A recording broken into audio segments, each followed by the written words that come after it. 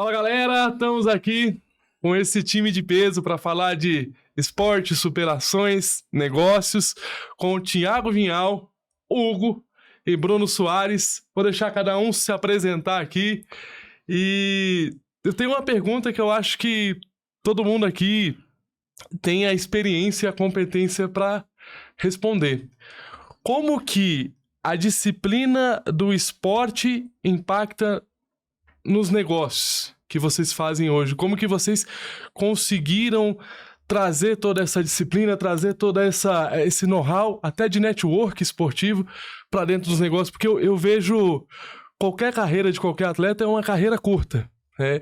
E que se a gente, quando é atleta, quando está vivendo o esporte, a gente tem acessos muito positivos, porém eu vejo que não são todos os atletas que conseguem transcender isso da maneira que vocês transcenderam. Então, para mim, vocês são referências tanto no esporte quanto nos negócios. Eu queria que vocês falassem um pouquinho sobre isso.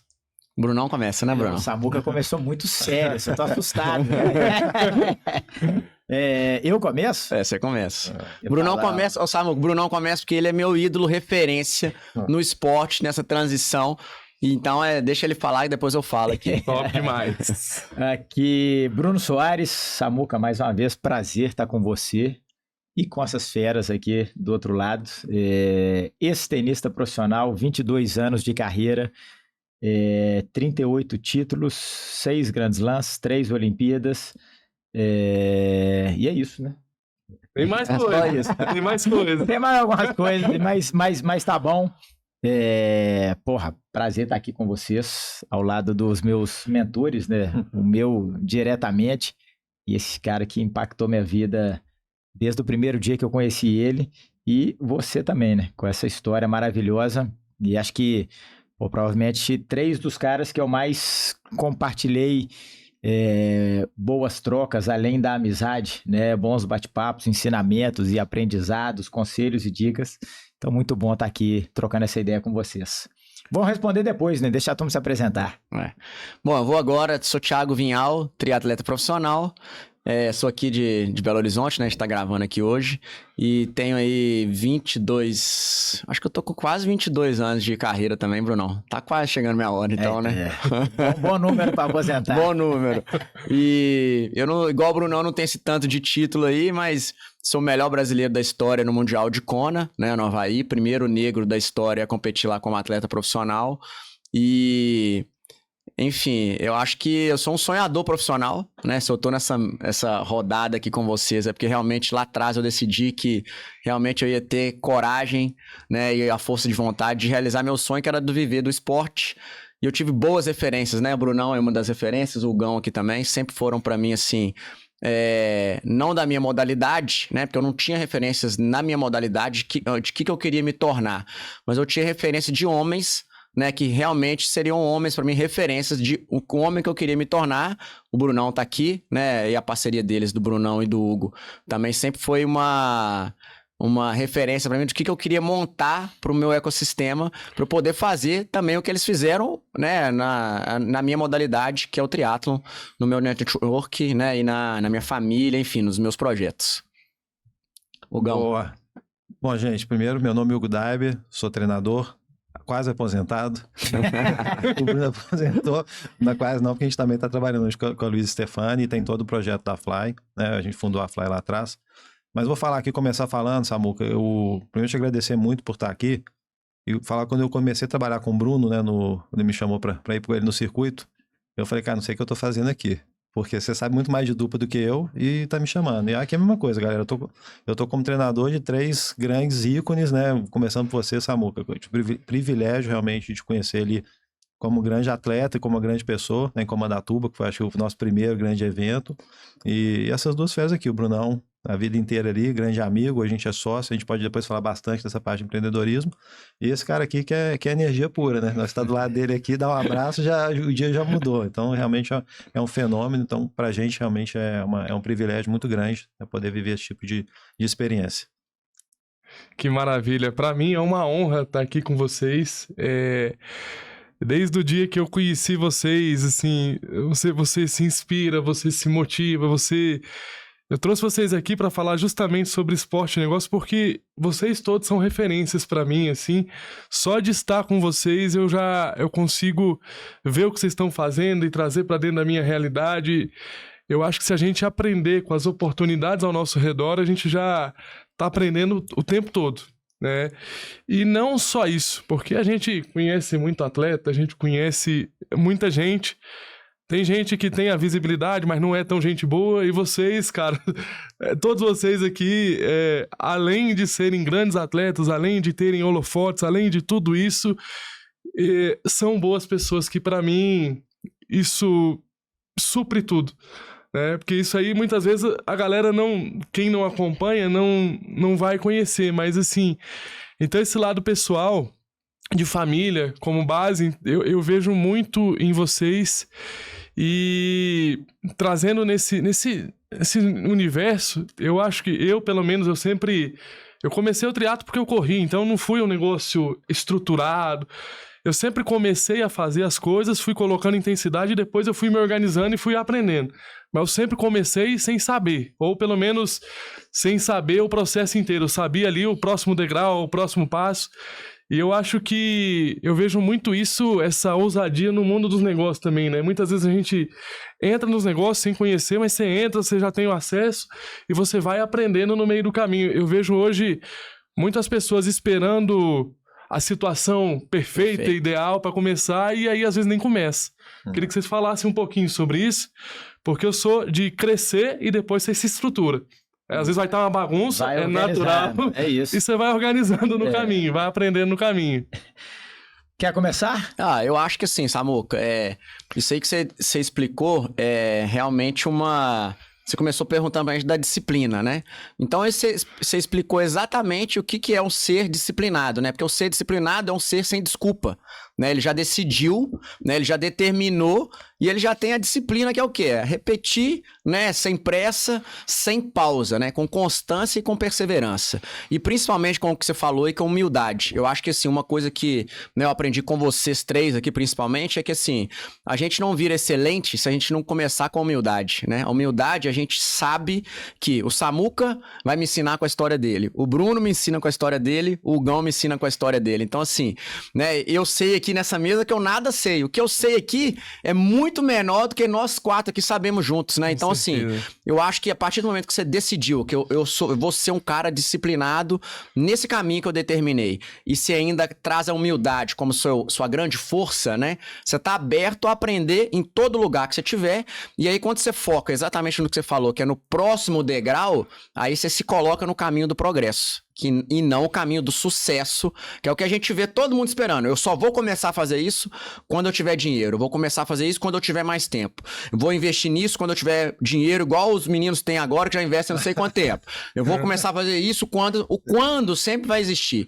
O se sempre vai existir. O amanhã sempre vai existir, né? Mas assim, a nossa coragem, a nossa decisão tem que ser no agora e desse jeito. Com humildade e focando no progresso, né? Quando você falou, eu entro, mas você entra com o quê? Com todo o seu corpo, com toda a sua alma, com todo o seu coração, sabendo que você vai aprender e que sua grande vitória é chegar no próximo degrau.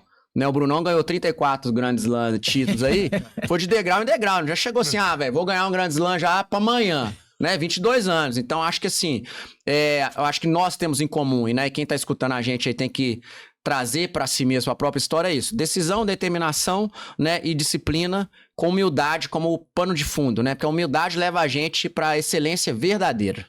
Show de bola, que é os 3D que você fala na sua palestra, né? É os 3D, Daniel? exatamente, é simples, que né, faz o DDD. Uhum. Vamos lá, pra não repetir, porque ele já... A gente tem conteúdo aqui. Não, cara, já explicou, mas eu acho... O que eu acho que a gente tem em comum, e muito da nossa conexão, né? Quando eu conheci o Vinhal, a gente... de tudo que ele falou, a gente entendeu que do esporte que a gente tinha, que a gente podia ir muito além daquilo ali.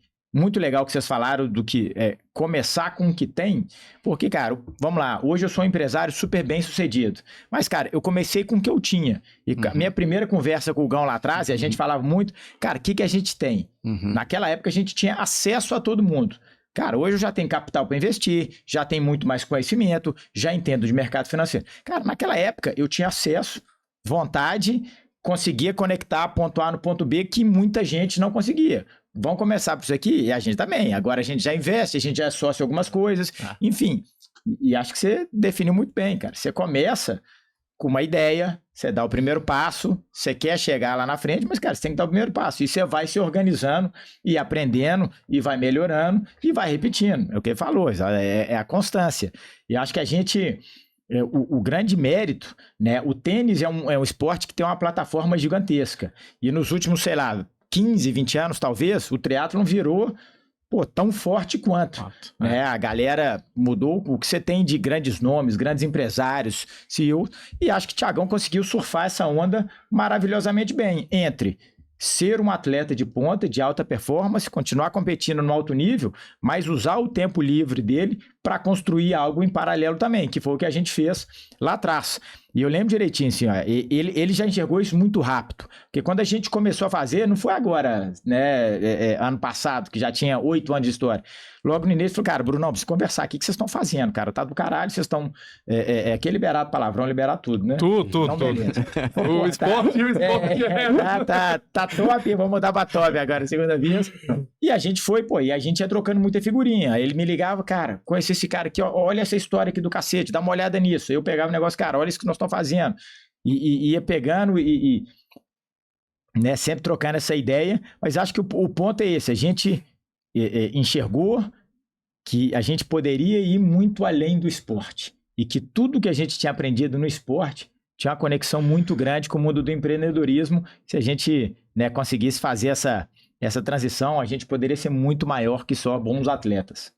Eu acho que sim, complementando, né, antes do Hugão falar, é que pra mim uma coisa que me impactou muito foi que o Brunão, ele sabe no que ele é bom, e ele sempre teve a figura do Hugo, entendeu? Que trazia também o a mais pra turbinar os projetos. Então, assim, me marcou muito quando o Bruno falou assim, não, o Hugo é meu sócio. Eu falei assim, caramba, mas o Hugo o treinador dele, é sócio dele. E aí eu comecei a entender como eu me arrumava as confusões e eu jogava pro Hugo resolver. Entendeu que o inteligente é ele. Eu sou o conector, sacou? Aí eu falava, arrumei esse trem aqui, agora resolve ele. Organizava a casa. E isso, assim, me ensinou muito, né? Assim, cara, que tipo de pessoas que eu preciso comigo no meu time, se eu quero construir o que esses caras construíram junto, né? Porque às vezes eu fico assim, eu sei tudo, porque antes eu fazia tudo, eu fazia meu marketing financeiro, não sei o quê, eu fazia tudo, porque assim, velho, eu tenho que fazer e não tinha braço pra isso. Quando eu comecei a, né, enxergar, né, o Brunão me ensinar o que eles fazem, eu falei assim, não, velho, eu preciso de alguém igual o Hugão pra mim, assim, pra eu conseguir sonhar maior, né? Por conseguir ir mais longe. Então, acho que fica muito importante para quem tá ouvindo a gente também, essa importância da gente assumir, né? Que, assim, outras pessoas certas com a gente, sonhando junto, né? Realmente a gente vai conseguir nos tornar pessoas melhores, porque tem a presença de outras pessoas que nos ensinam, e a gente se tornando pessoas melhores, a gente vai conquistar coisas muito maiores que a gente não consegue nem imaginar, que é o que eles estão fazendo agora, né? E ainda sou feliz de poder estar junto em alguns projetos já, né? Então, assim, como sócio e tudo mais.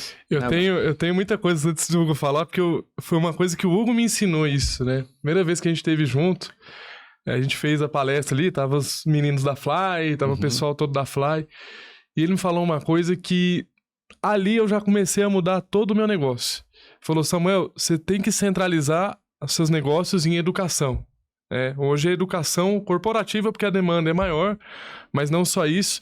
E foi ali que eu comecei a entender o que eu podia relacionar, que eu tinha que estudar, me preparar de novo. Eu comecei sem saber e aí você vai... Mas eu tive um direcionamento. Quando você tem um direcionamento, você fala, opa, peraí, isso aqui... Quem que falou isso aqui foi o Hugo? Tem relevância, tem know-how, né? E principalmente quando a gente fala de adolescentes, né, Hugo? Então, assim... Eu vejo hoje muito pai, que a gente atende muito pai, às vezes muita mãe que tá angustiada, meu filho, eu não sei o que vai ser na carreira e tal. E o mundo profissional, de qualquer modalidade, ele é altamente exclusivo, né? Porque são poucos que... É um mundo que vai excluir 99% e vai sobrar 1% ali. Mas eu digo assim, ficam muito preocupados, às vezes, com resultados imediatos, mas eu falo, o esporte molda caráter, o esporte ensina coisas que ele não vai aprender com 15 anos se ele não fizer esporte. Ele pode até aprender com 30, 40, 50. Então, eu queria que o Hugo falasse um pouquinho sobre isso, esporte e educação. Você que trabalha com muitos jovens, com muitas famílias e vê muito isso acontecer, essas transformações, não de carreiras estrondosas, badaladas, mas de condutas, de caráter, de valores. Boa. Não, pra mim tá uma aula aqui, ficar aqui parado, não vou ficar aqui parado escutando vocês três, não. Nossa, vamos voltar ali na questão da disciplina de processo e vai chegar nos vocês três ali, porque tudo que foi feito foi em cima de processo, né? E vocês três são exemplos exatamente do que eu acreditava muito. Eu trabalhei, cara, comecei a dar treino com 18 anos. Eu joguei até 17, e 18 eu comecei a virar meio treinador sem saber que estava virando treinador. Mas eu treinava caras até mais velhos que eu e da minha idade. Depois você vai passando, hoje eu tô com 49, cara, você vai pegando gerações ali, você fala, putz, como é que transformou? Então, esse processo é meio natural, vocês fazem com muita autonomia, essa disciplina, cara, que eu vou ter que fazer, como o Bruno falou, com o que eu tenho, era o natural do dia a dia, cara, você não vai ficar esperando papai e mamãe resolver pra mim, e o papai e mamãe foram se transformando também, né? Então, assim, hoje, o que eu acredito muito, que a gente tem que retomar um pouco o processo? A gente tá muito ligado no outro, a gente tá, né, seja com as mídias sociais, com o Instagram, pegando mais recado pra meninada ali, a gente tá muito voltado pro que tá acontecendo do lado, e esquecendo do nosso processo, e a gente só enxerga, né, o Vinhal já agora, cara, comandando toda a Ironman, comandando toda essa área. O Brunão hoje saiu do esporte, já é uma referência também no mundo empresarial. Eu peguei essa carona com ele. Galera, você falou tudo que eu falei pra você, mas eu ganhei autoridade, credibilidade por estar junto de feras assim, porque aí você começa a falar, é a mesma coisa que eu falava pra um cara que não tinha 18, eu tô falando agora, porque eu acreditava naquilo. Né? Não mudei. Logicamente você vai ficando mais inteligente, mais esperto, mas é praticamente a mesma coisa.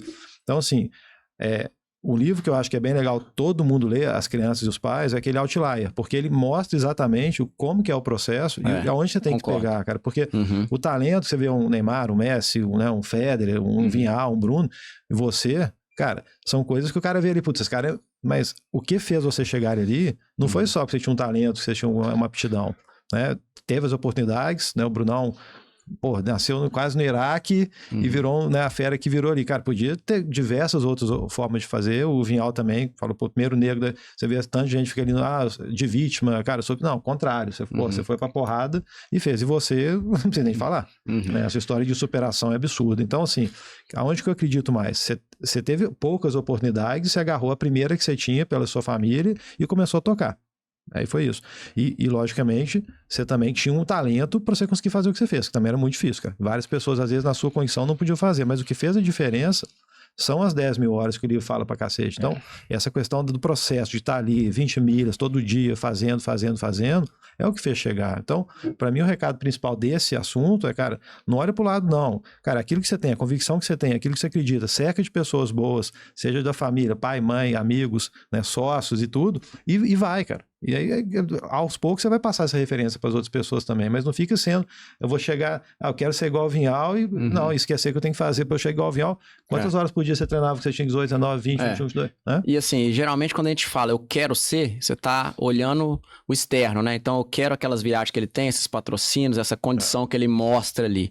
Mas aí a gente não consegue ver o que eu tenho por dentro, né? O que eu fiz para chegar lá. Então assim, acho que, de novo, a gente voltando para esse momento educacional, né? Para os jovens e para quem tá querendo hypar em qual área for, né? Assim, o que a gente tá vendo, né? É a medalha, é o pódio. Mas pro cara chegar ali, tá cheio de coisa, cheio de dor, né? Cheio de esforço, cheio de sofrimento que ele teve que passar. Então, assim, primeira coisa, quando alguém me pergunta assim, Vinhal, como é que eu faço pra viver do esporte, do triatlo? Eu falei assim, uai, você tá disposto a sofrer?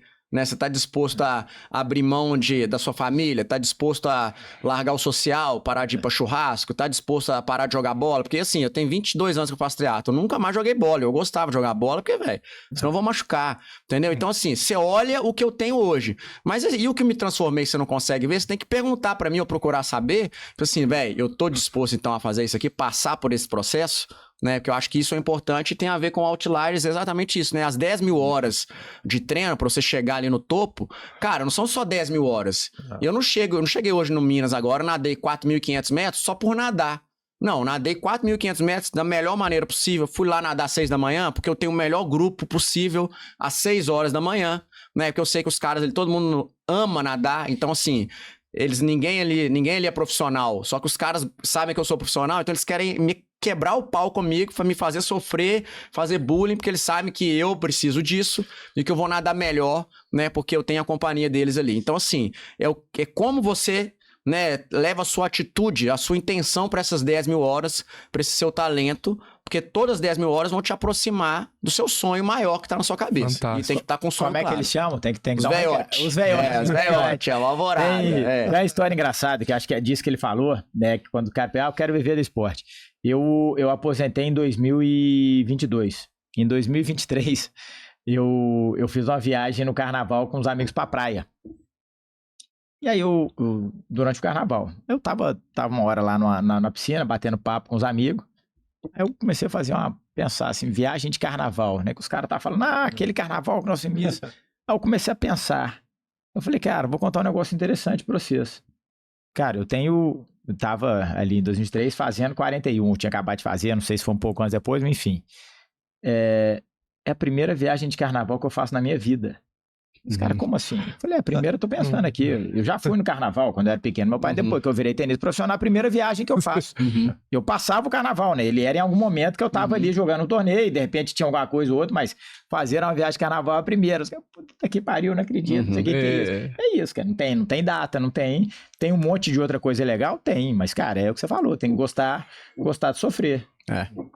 Tem uma frase que eu gosto muito falando do talento aí, que o Hugo falou bastante, é que quem não tá em movimento nem descobre o talento. Principalmente quando você nasce em condições... Ele fala mais bonito, eu falo que menino que não anda não vende pro colégio. Exatamente, mas é sobre isso, porque assim, na verdade, eu entrei no esporte por necessidade mesmo. Pra mim, era uma ferramenta mais divertida de reabilitação que eu ia ter que fazer minha vida inteira, e eu não gostava da fisioterapia convencional. Então, eu queria deixar mais dinâmico e tal. Só que eu tentei várias coisas, cara. Entendeu? Eu tentei arremesso de dardo, de disco, de não sei o que. Tudo que tinha. Eu tenho categoria nisso aqui, vou fazer e tal. E aí eu acabei gostando do triatlo, porque eu já corria, eu já tava em movimento. Eu falei, não, cara, mas aí eu não tinha categoria. Eu falei, mas eu gosto de fazer isso aqui, né? Eu sou muito... Porque eu fiz a reabilitação desde os meus 8 meses de idade, então... 15 anos na minha vida eu fiz sem gostar, odiando aquilo. E depois fui trazendo o esporte pra minha vida, comecei a gostar mais daquilo. E hoje eu queria ter mais tempo pra treinar mais. É o que eu gostaria de priorizar. Que filho, bom, né? Família, trabalho, hoje a vida que eu levo não permite eu treinar 5, 6 horas por dia como eu já treinei. Mas... Eu vejo muito isso, assim, que as pessoas, elas querem descobrir o talento, mas elas ficam paradas, elas não fazem aquele negócio. Você tem que fazer o melhor com o que você tem agora pra ir descobrindo as coisas. E parece que quando você tá em movimento, as pessoas certas aparecem pra te ajudar, pra complementar, que a gente não vai ser bom em tudo. Sozinho a gente não consegue nada. A gente vai ser bom em algumas coisas. A gente tem que estar cercado de pessoas também que nos complementam, como é o caso... Que pra mim é muito claro, vocês dois, né? Vários eventos que a gente tava junto, eu falava, Hugo, pra mim é muito claro que o Bruno é o cara do network, então você tava lá conversando, o Hugo sentado, analisando, eu sentado lá do... Valeu, arruma as confusão, ele resolve. E o Hugo pensando. Então, assim, é a estratégia e a execução, que ambas, pra mim, têm a mesma importância, mas é muito sobre isso. Eu acho que e a gente, eu até queria que vocês falassem mais sobre isso, porque principalmente você acompanhou várias gerações, né? Você veio da geração do Guga e de atletas de tênis e tal, então o que mudou, como que, por exemplo, o que funcionava para motivar aquela galera lá atrás que hoje não funciona? Com esse mundo de rede social, eu acho que a rede social gera um parâmetro de comparação muito maior do que antigamente, né?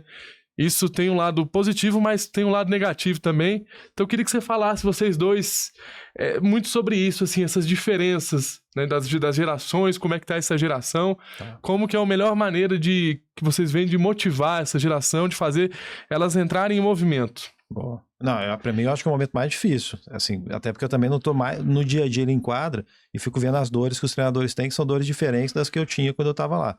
Mas passa, até o outro livro que eu gosto muito é aquele Ajude Seu Filho a Ser um Vencedor, que fez muito 4 bom. Ciclos, né, da ginástica olímpica, já com um cara que também, o William Douglas, passou em primeiro lugar em concurso público. E ele tem um capítulo lá que chama Pai Instruidor de Campeão, que vale para pai, vale para treinador, vale para todos nós aqui. E isso foi a transformação para mim da sociedade também, porque, cara, na nossa época, voltando aqui, a autonomia, né, toda a capacidade da pessoa, ela era desenvolvida de forma natural. Você ficava solto. Hoje, por diversas razões, você vai ficando mais preso. E aí, quando você pega o papel do pai na educação e depois passa para o treinador, você tem vários papéis que você vai assumindo. Às vezes, você não tinha uma condição na época que era tudo mais difícil. Né?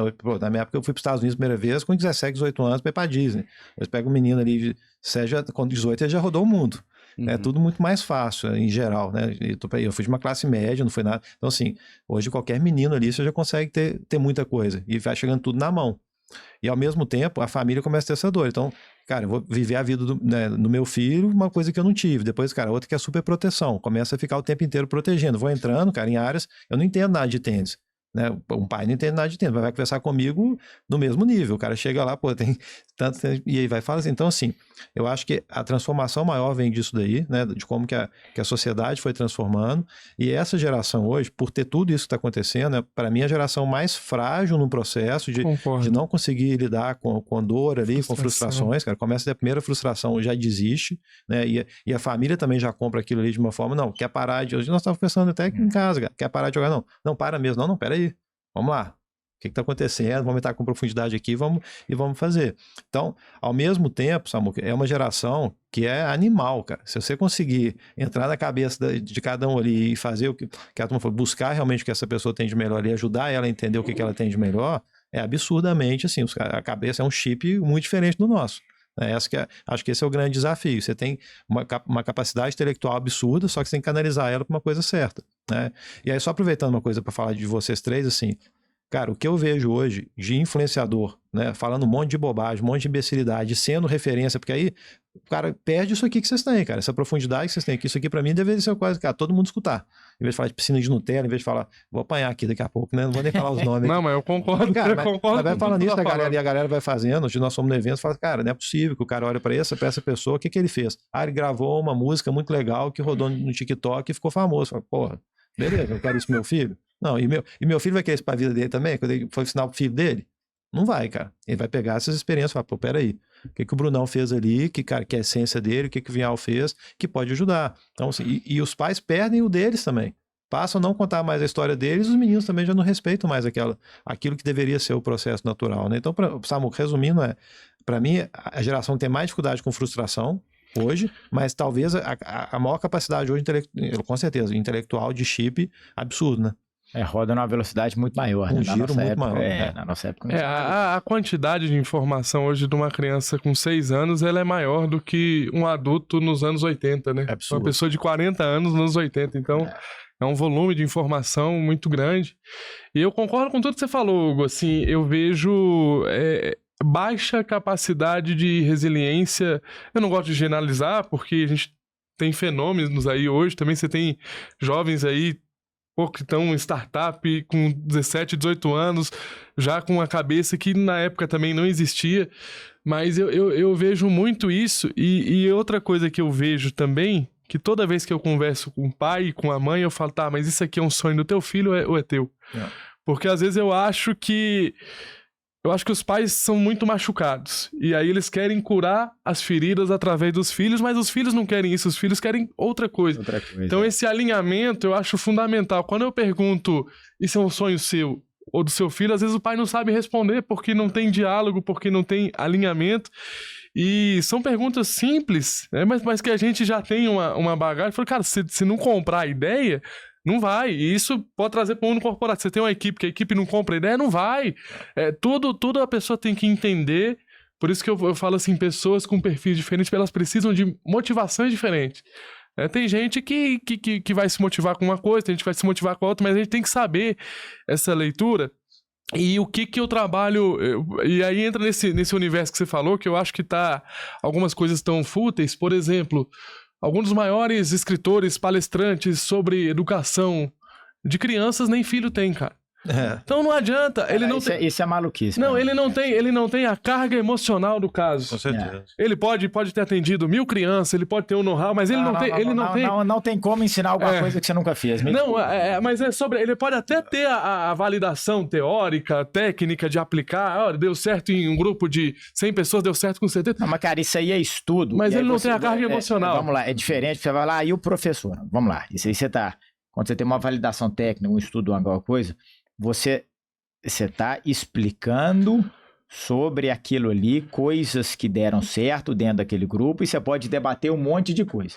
Agora, quando você ensina a prática daquilo ali e você vira referência de algo que você nunca teve experiência. Cara, desculpa, não tem jeito. Mas tá cheio. Não, tá cheio. Tá cheio. Porra, um monte de influência merda falando algo que nunca fez. Não, e assim, eu vejo isso... E agora com o chat GPT, então, virou todo mundo expert em tudo. Eu vejo isso, por isso que assim, eu sempre tô indicando, palestra de quem... Cara, você quer falar de negócio e esporte? Eu indico demais vocês. Como palestra mesmo, porque assim, eu sei da história de vocês, eu já vi a palestra de vocês, eu convivo com vocês, e às vezes eu vejo também esse mundo, né? A gente tá num mundo, eu tava jantando com um pai e um filho, que o filho é atleta de natação aqui de BH, e eu falei pro menino, ele é 6 vezes campeão mineiro, menino é bom, promissor, eu falei, mas se você não começar a fazer um conteúdo, um material disso aí, a gente tá num mundo, e isso é bom e ruim ao mesmo tempo, que o mais conhecido vai vencer o melhor.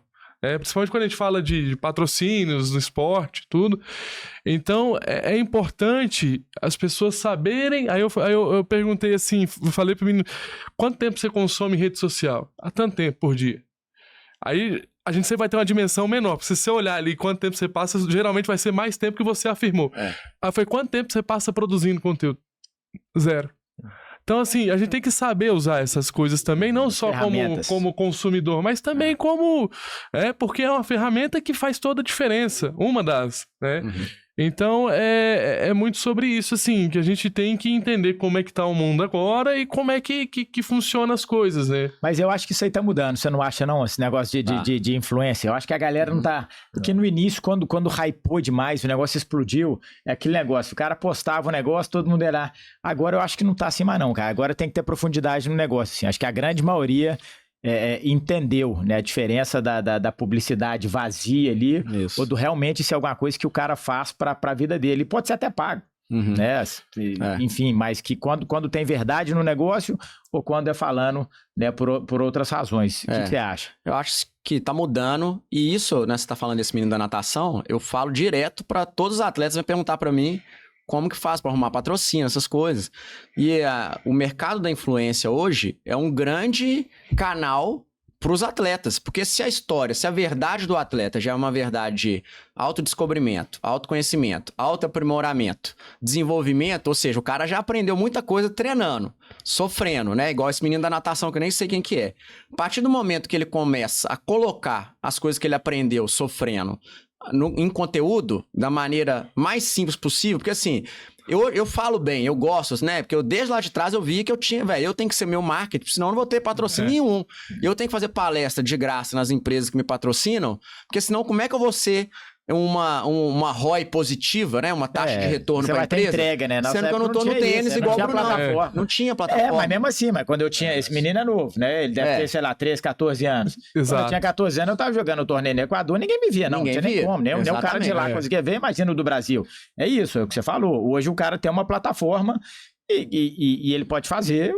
criar conteúdo, e as pessoas se identificam com verdade. Com verdade, exatamente. Com sofrimento, porque, cara, é a realidade de 90 e poucos % da população. E as pessoas estão vendo também quem que são os blogueiros, né, os influencers vazios, porque ninguém compra mais esses pub post de gente que ele sabe que não tem autoridade nenhuma. Então, assim, o atleta já é uma autoridade, né, em disciplina, já é uma autoridade em resiliência, já é uma autoridade em não ser imediatista, né, porque o que a gente tava falando aqui agora, né, o Gão falando aí dos pais com os filhos, é que assim, é uma geração imediatista, todo mundo quer tudo pra ontem, né, eu vi o Vinhal ganhando, não sei o que, não, quero ser igual ele também, vou começar a fazer Ironman. Como assim, velho? Tem que começar a fazer short triatlon, sprint triatlon, triatlo olímpico, meio Ironman, vai indo, né? Então, assim, acho que, assim, o grande defeito, né? O grande, assim, acho que o calcanhar de Aquiles hoje dessa geração é o imediatismo, né? Porque, assim, uma coisa que a gente fez aqui, a gente faz, é colocar a nossa recompensa no longo prazo, né? Sim. E assim, a recompensa no longo prazo, às vezes não vai ser a vitória, mas se a gente aprendeu, se a gente cresceu e a gente consegue ensinar isso aí, já é uma recompensa gigantesca que só veio por causa do longo prazo, né? Porque assim, eu nunca ganhei nenhuma prova.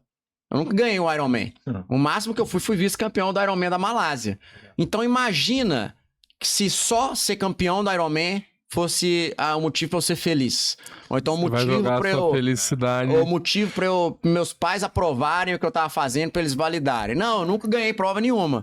Mas o tanto que eu aprendi com 34 Ironmans, né, a gente consegue perceber que, assim, na vida, né, com as nossas escolhas, ou a gente vai ganhar ou a gente vai aprender. Eu não ganhei prova nenhuma, mas eu aprendi em todas as provas que eu fiz. Esse negócio né? é um negócio engraçado, porque você fala, você tem 22 anos de carreira quase que você falou.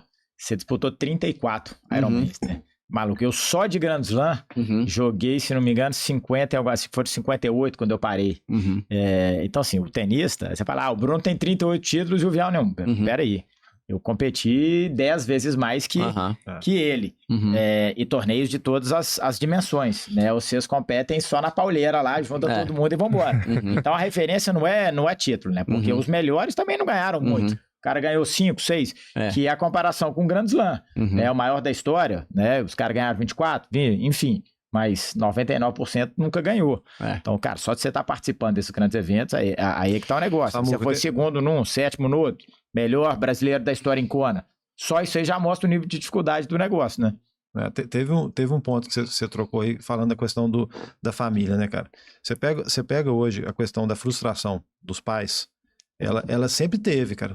Teve muito, mas ela não era tão forte como é hoje. Então, teve um caso nosso lá que caiu meu chip. E é na frase que o Bruno e você falaram, cara. Eu discutia muito esse papel do pai. Eu falava, cara, não é possível que o cara tá fazendo isso, que ele não tá enxergando que ele tá fazendo isso com o filho dele. Só que eu ficava nessa indignação antes de eu ser pai. Quando eu virei pai, e aí você tem a primeira vez, o menino mordeu meu outro na escola. Pô, o que a professora fez com ele? Ele não fez nada com o outro menino, mordeu ele na escola? Como assim? Me chegou com a marca. E aí você começa a ficar, porque tem emoção, né? E você vai errando também com esse papel. Mas a minha ficha caiu quando um médico, cara, né? O cara era pai de uma atleta nossa e tinha uma rivalidade da Fly com Minas, sempre teve um negócio assim, cara. A menina perdeu, às vezes, era sempre uma final das duas. A menina chegou na segunda, triste pra caramba. E aí fomos conversando e tirando. Falei, não, meu pai matou meu bicho de estimação. Falei, o quê?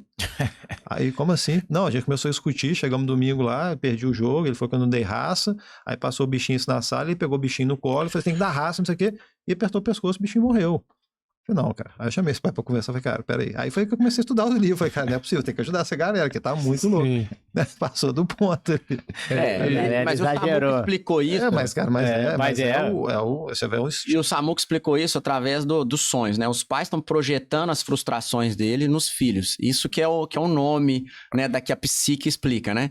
E assim, eu fiz uma palestra tem um mês atrás, né, para 700 líderes de uma empresa gigantesca, e eu perguntei lá, alguém aqui já ouviu a pergunta, qual é o seu sonho? Eu perguntei para eles, qual é o seu sonho? Alguém já ouviu essa pergunta? Ninguém levantou a mão. Né? Então, assim, quando a gente fala de motivação, a gente fica buscando a motivação do mundo. Novinha, como é que você acorda motivado? Não, velho. Hoje eu acordei com sono 5 da manhã, porque ontem eu tive um jantar com um casal de amigos que não via há muito tempo. Fui dormir um pouco mais tarde, 10h30. Acordei às 5 normal. Hoje eu fui na disciplina, eu não fui na motivação. Eu fiquei motivado na hora que eu acabei o treino. Por quê? Porque meu sonho é ganhar um Ironman, meu sonho é viver essa vida do esporte. Né? Então, assim, quando a gente pergunta, né? A gente tem coragem de perguntar qual que é o sonho pro meu filho, né? Teoricamente é porque você já tem decidido também qual que é o seu sonho. Os pais não têm. Então acho que isso aí é uma coisa que a gente tem que deixar aqui assim. Pai, o seu sonho é um sonho. Filho, qual que é o seu sonho? Então tenha coragem de perguntar pro filho, estimular o filho a sonhar, independente se o sonho não vai ser o que você espera. Porque assim, o sonho dos meus pais... era que eu fosse trabalhar na CEMIG, porque minha mãe é CLT da CEMIG e aposentou na CEMIG. Meu pai, CLT da CEMIG, aposentou na CEMIG. Então, assim, o meu caminho mais fácil seria onde? CEMIG. Né? A única coisa que eu tenho a ver com a CEMIG é que eu sou hiperativo, cheio de energia. Né? Assim, eu não fui pra CEMIG, fui viver o meu caminho. E foi importante quando eu tinha 17 anos, que eu acabei indo para outro caminho. Eu fui pra motivação do mundo, qual que era a profissão do futuro? Era fundo de investimento e tal. Fui fazer economia e foi dentro da sala da economia que eu percebi que eu tava infeliz pra caramba. E aí eu comecei a ajudar os caras da sala a perder peso, a dar dica de corrida, dar dica de emagrecer e tal. Que eu falei assim, cara, isso aqui que eu tô amando fazer isso aqui, que é melhorando a vida dos meus colegas, que são os caras chiques, relógio Rolex, fundo de investimento. Falei, cara, é isso que eu vou fazer, é isso que me deixa feliz, entendeu? É isso que me tá me completando. E sem eu estar ganhando dinheiro. Imagina se eu fizer isso, então, investir meu talento nisso aqui, minhas 10 mil horas nisso, já vai dar bom, velho. Porque eu já tô feliz assim, e aí sim, eu acho que né, é um bom insight, né, pros pais, né, e também pros filhos, né, que estão assistindo, que querem, né, ter sucesso na própria vida. E assim, decide, deixa claro qual que é o seu sonho e investe todas as decisões, todas as escolhas que você for tomar, tem que te aproximar do seu sonho e não te afastar dele. E muitas vezes a insegurança do pai tá na indisciplina do filho. Uhum. Porque tem filhos também que começam um negócio, não quero isso, para. E aí quando você vai começando, parando, você vai perdendo a credibilidade com a sua família, com você. Chega um ponto que nem a pessoa acredita mais nela mesma, né? Porque ela já desistiu tanto. Tem gente que gosta de começar e não gosta de continuar. É um vício emocional. Então eu acho que é muito... Eu lembro até hoje, quando eu decidi... Eu tinha uma empresa, uma lavanderia, e eu decidi fazer palestras. Eu falei, eu não tinha nada, eu não conhecia nenhum palestrante, referência. Eu olhei pro meu pai e falei, não, pai, é esse que eu gosto. E aí ele sentou comigo e ele falou, Samuel, se você for por esse caminho, eu consigo te ajudar. Se for por outro caminho, eu consigo te ajudar. Eu não conheço nada de palestra. Eu não consigo te ajudar e tal. Aí eu falei, não, pai, você validando já é o suficiente para me ajudar nesse momento, eu vou buscar e tal. E foi um caminho que grande parte ele foi sozinho no começo, e o primeiro degrau sempre é mais difícil. Quando a gente tava falando de recompensa, às vezes no começo a recompensa nem vem. Uhum. E é ali que você tem que forjar a resiliência, né? E eu aprendi isso com a minha mãe, porque ela fez 4 anos de fisioterapia em mim, pra mim não ter resultado nenhum. Eu fui ter resultado depois de 5 anos fazendo tratamentos ali todos os dias, de fala, de movimento, mobilidade. Mas eu entendo muito esse longo prazo, porque eu vivi isso desde criança, né? Foi pela necessidade, não foi por uma escolha, não foi porque eu queria, mas foi a necessidade da minha vida. E eu acredito muito que a necessidade, ela tem esse papel pedagógico na nossa vida. A gente tem que usar a necessidade como um combustível, não como uma desculpa, né? Porque a necessidade todo mundo na minha condição tem, mas poucas pessoas vão fazer, poucas famílias vão fazer. Tem que fazer, velho. Porque assim... Vamos lá. De vocês 3 aqui, quantas vezes... Porque eu acho que competir é diferente. Eu, pelo menos, competição estava sempre, vou botar, 95% das vezes muito motivado. Só que competição, no seu caso, a porcentagem ainda é muito menor, no nosso nem tanto. Mas, cara, se você comparar os dias que você acordou para treinar mesmo, que você estava realmente motivado, falando, nossa, cara, vou fazer um treinaço aqui agora, no sol, 40 graus. É difícil, cara. Você vai porque, velho, você tem que fazer, não tem outro caminho, né? Então, assim, aí vamos lá, eu vou competir um baita torneio, tô indo para Ironman, sei que aí, velho, a sua motivação tá no talo, mas ali é os finalmente. Se você não fez o dever de casa o tempo todo, quando tava difícil, né, adianta ir pra lá que você não vai conseguir tá rendendo bem. Então, acho que a questão de motivação, cara, ela é muito mais complexo do que eu falar, não, você tem que estar motivado. Cara, acho que a maioria dos dias a gente não acorda motivado. Nosso cérebro tentando sabotar o tempo todo. Exato, e a galera cria uma expectativa de que a motivação vem antes, né? Mas a motivação verdadeira vem depois. Não adianta você, vou acordar motivado pra sair pro treino, igual eu fiz ontem, um treino de 5h30 sozinho. Eu falei assim, cara, nossa, tava doido pra ter meus parceiros de treino que estão viajando aqui e tal. Falei, cara, faz o que você faz todo dia mesmo, véio. Acordei, rezei, meditei, super coffee, tá. Foi normal, alonguei e fui, né? Aí, assim, como eu tava sozinho, escutei um áudio, né, um áudio positivo no início, depois fui pro treino, cheguei bem pra caramba, foi um treinaço, né? Mas eu acho que assim, e depois eu fiquei super motivado e veio a recompensa, né? E a recompensa pra mim, ela o cansaço se tornou uma recompensa. Então, muito bom isso aí, né? Você acabou de falar que, assim, o primeiro degrau, você não vê recompensa, mas no primeiro degrau você já sente o cansaço, você já sente o esforço. Então, para quem quer focar, né, e ser excelente em algo, independente de qual algo seja, tem que considerar, né, e ressignificar o cansaço como recompensa. Porque, por exemplo, eu tô cansado desde 2003, quando eu comecei a fazer triatlo. Né? Então, assim... É impossível descansar. Você não tá cansado? Eu falei, tô cansado desde 2003. Então, assim, o cansaço já é um prêmio pela escolha que eu fiz de viver meu sonho do esporte. Triatlo é coisa de maluco. Ele é desgastante. O meu filho começou a fazer jiu-jitsu, né? E nessa palestra, não sei se você não tava na hora ali. A gente fez uma palestra agora na quinta e sexta, um curso muito legal. A turma lá é fera, né? A Daphne. Cara, essa é fodástico. Esse é um que nós vamos juntar também, né? Pra bater um papo. ela... Cara, tinha um vídeo que passou ali da faixa do jiu-jitsu, né? Como é que faz as transições da faixa. O cara faz a pergunta no final, fala das faixas todas, qual que é a mais difícil de chegar, de conquistar. E todo mundo vai pra preta. E ele fala, essa é a mais fácil. A mais difícil é a branca. Porque a branca é a que você vai dar o primeiro passo, cara. Esse primeiro passo, você onde a maioria desiste. Onde a maioria desiste. Fala ali que a maioria desiste. Aí você cara. vai apanhar Faz pra a primeira caceta. aula, não vou tomar porrada na preta, cara. Depois que você tá ali todo dia, você vai treinar, vai melhorar, você vai sempre querer. Aquele vídeo do menininho que viralizou, que é muito bom, você já viu ou não? Eu sempre lembro dele, que é exatamente isso. Você sabe, Qual que é? É um menininho sentado assim, ele fala...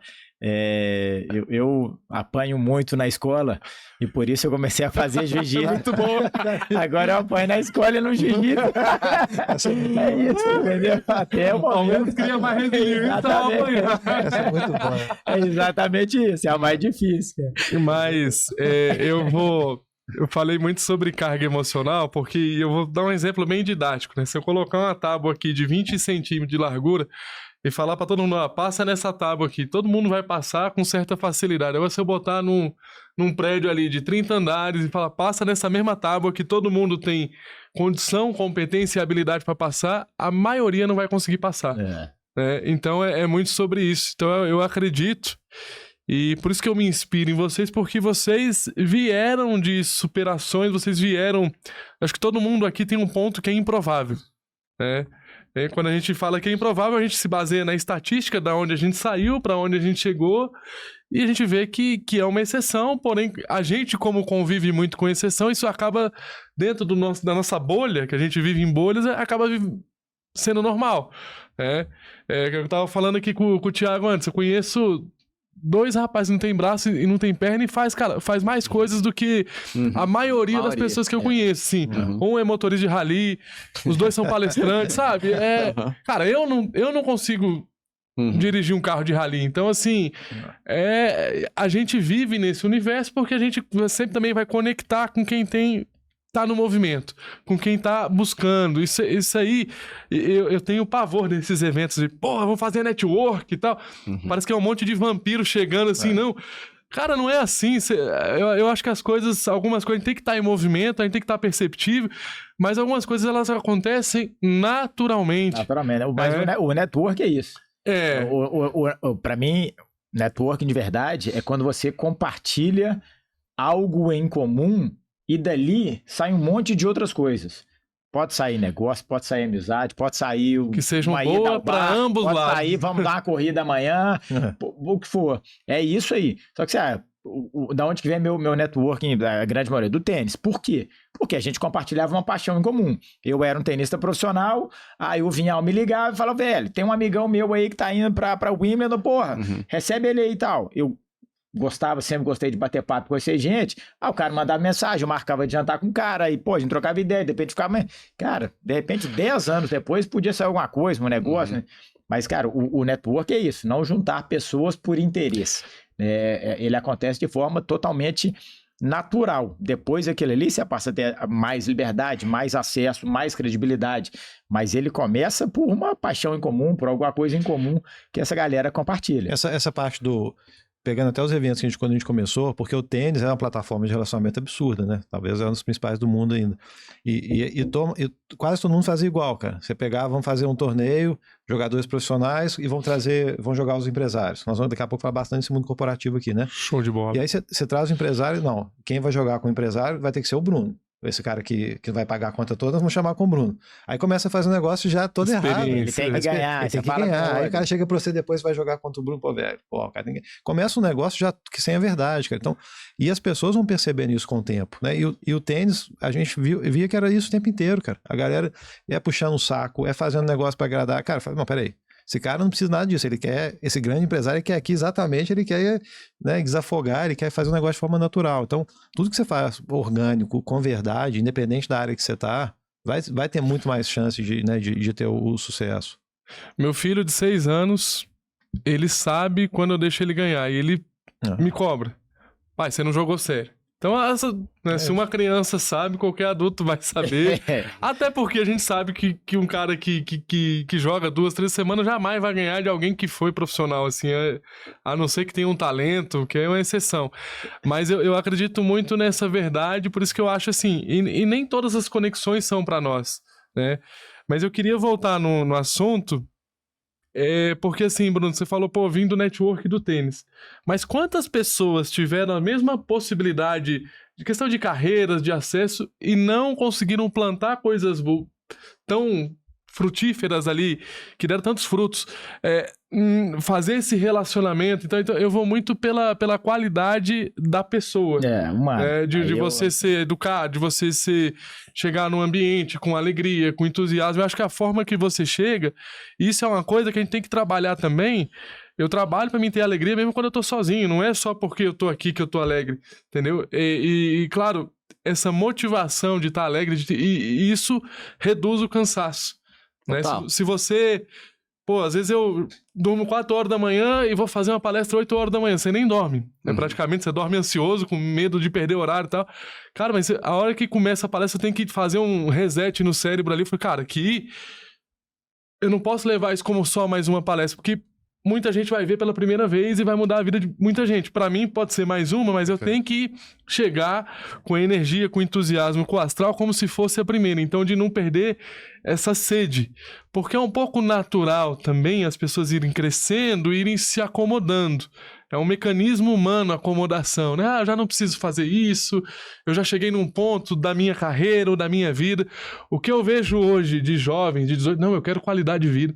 Meu irmão, 18 anos, qualidade de vida, você tem que ralar muito pra ter qualidade de vida lá na frente. Pelo menos eu vivo minha vida assim. Então, assim, eu vejo que as pessoas querem colocar, às vezes, qualidade de vida acima de qualquer coisa. E aí elas justificam, não, se eu fizer isso aqui, eu vou perder a qualidade de vida e eu não tô disposto. Aí você vira pessoa mediana. Burnout tá na moda. Mas aí também, assim, a qualidade de vida, ela virou uma qualidade de vida do mercado, do todo, né? Tipo assim, o que é qualidade de vida média, pra ele? Qualidade de vida é não ter esforço, entendeu? É ficar na zona de conforto. Na zona de conforto, a gente não ia fazer nada. Casa fazendo home office. É não ter problema. Se a gente for pensar, a gente só melhora porque a gente tem problema, né? Exato. Eu gosto de falar que eu pedalei ontem em Macacos ali, e lá tem uma plaquinha que assim, vende-se adubo. E eu fico assim, caramba, o cara, ele vende porco, tanto que ontem ele tirou a placa de adubo, que eu acho que ele já vendeu o adubo todo.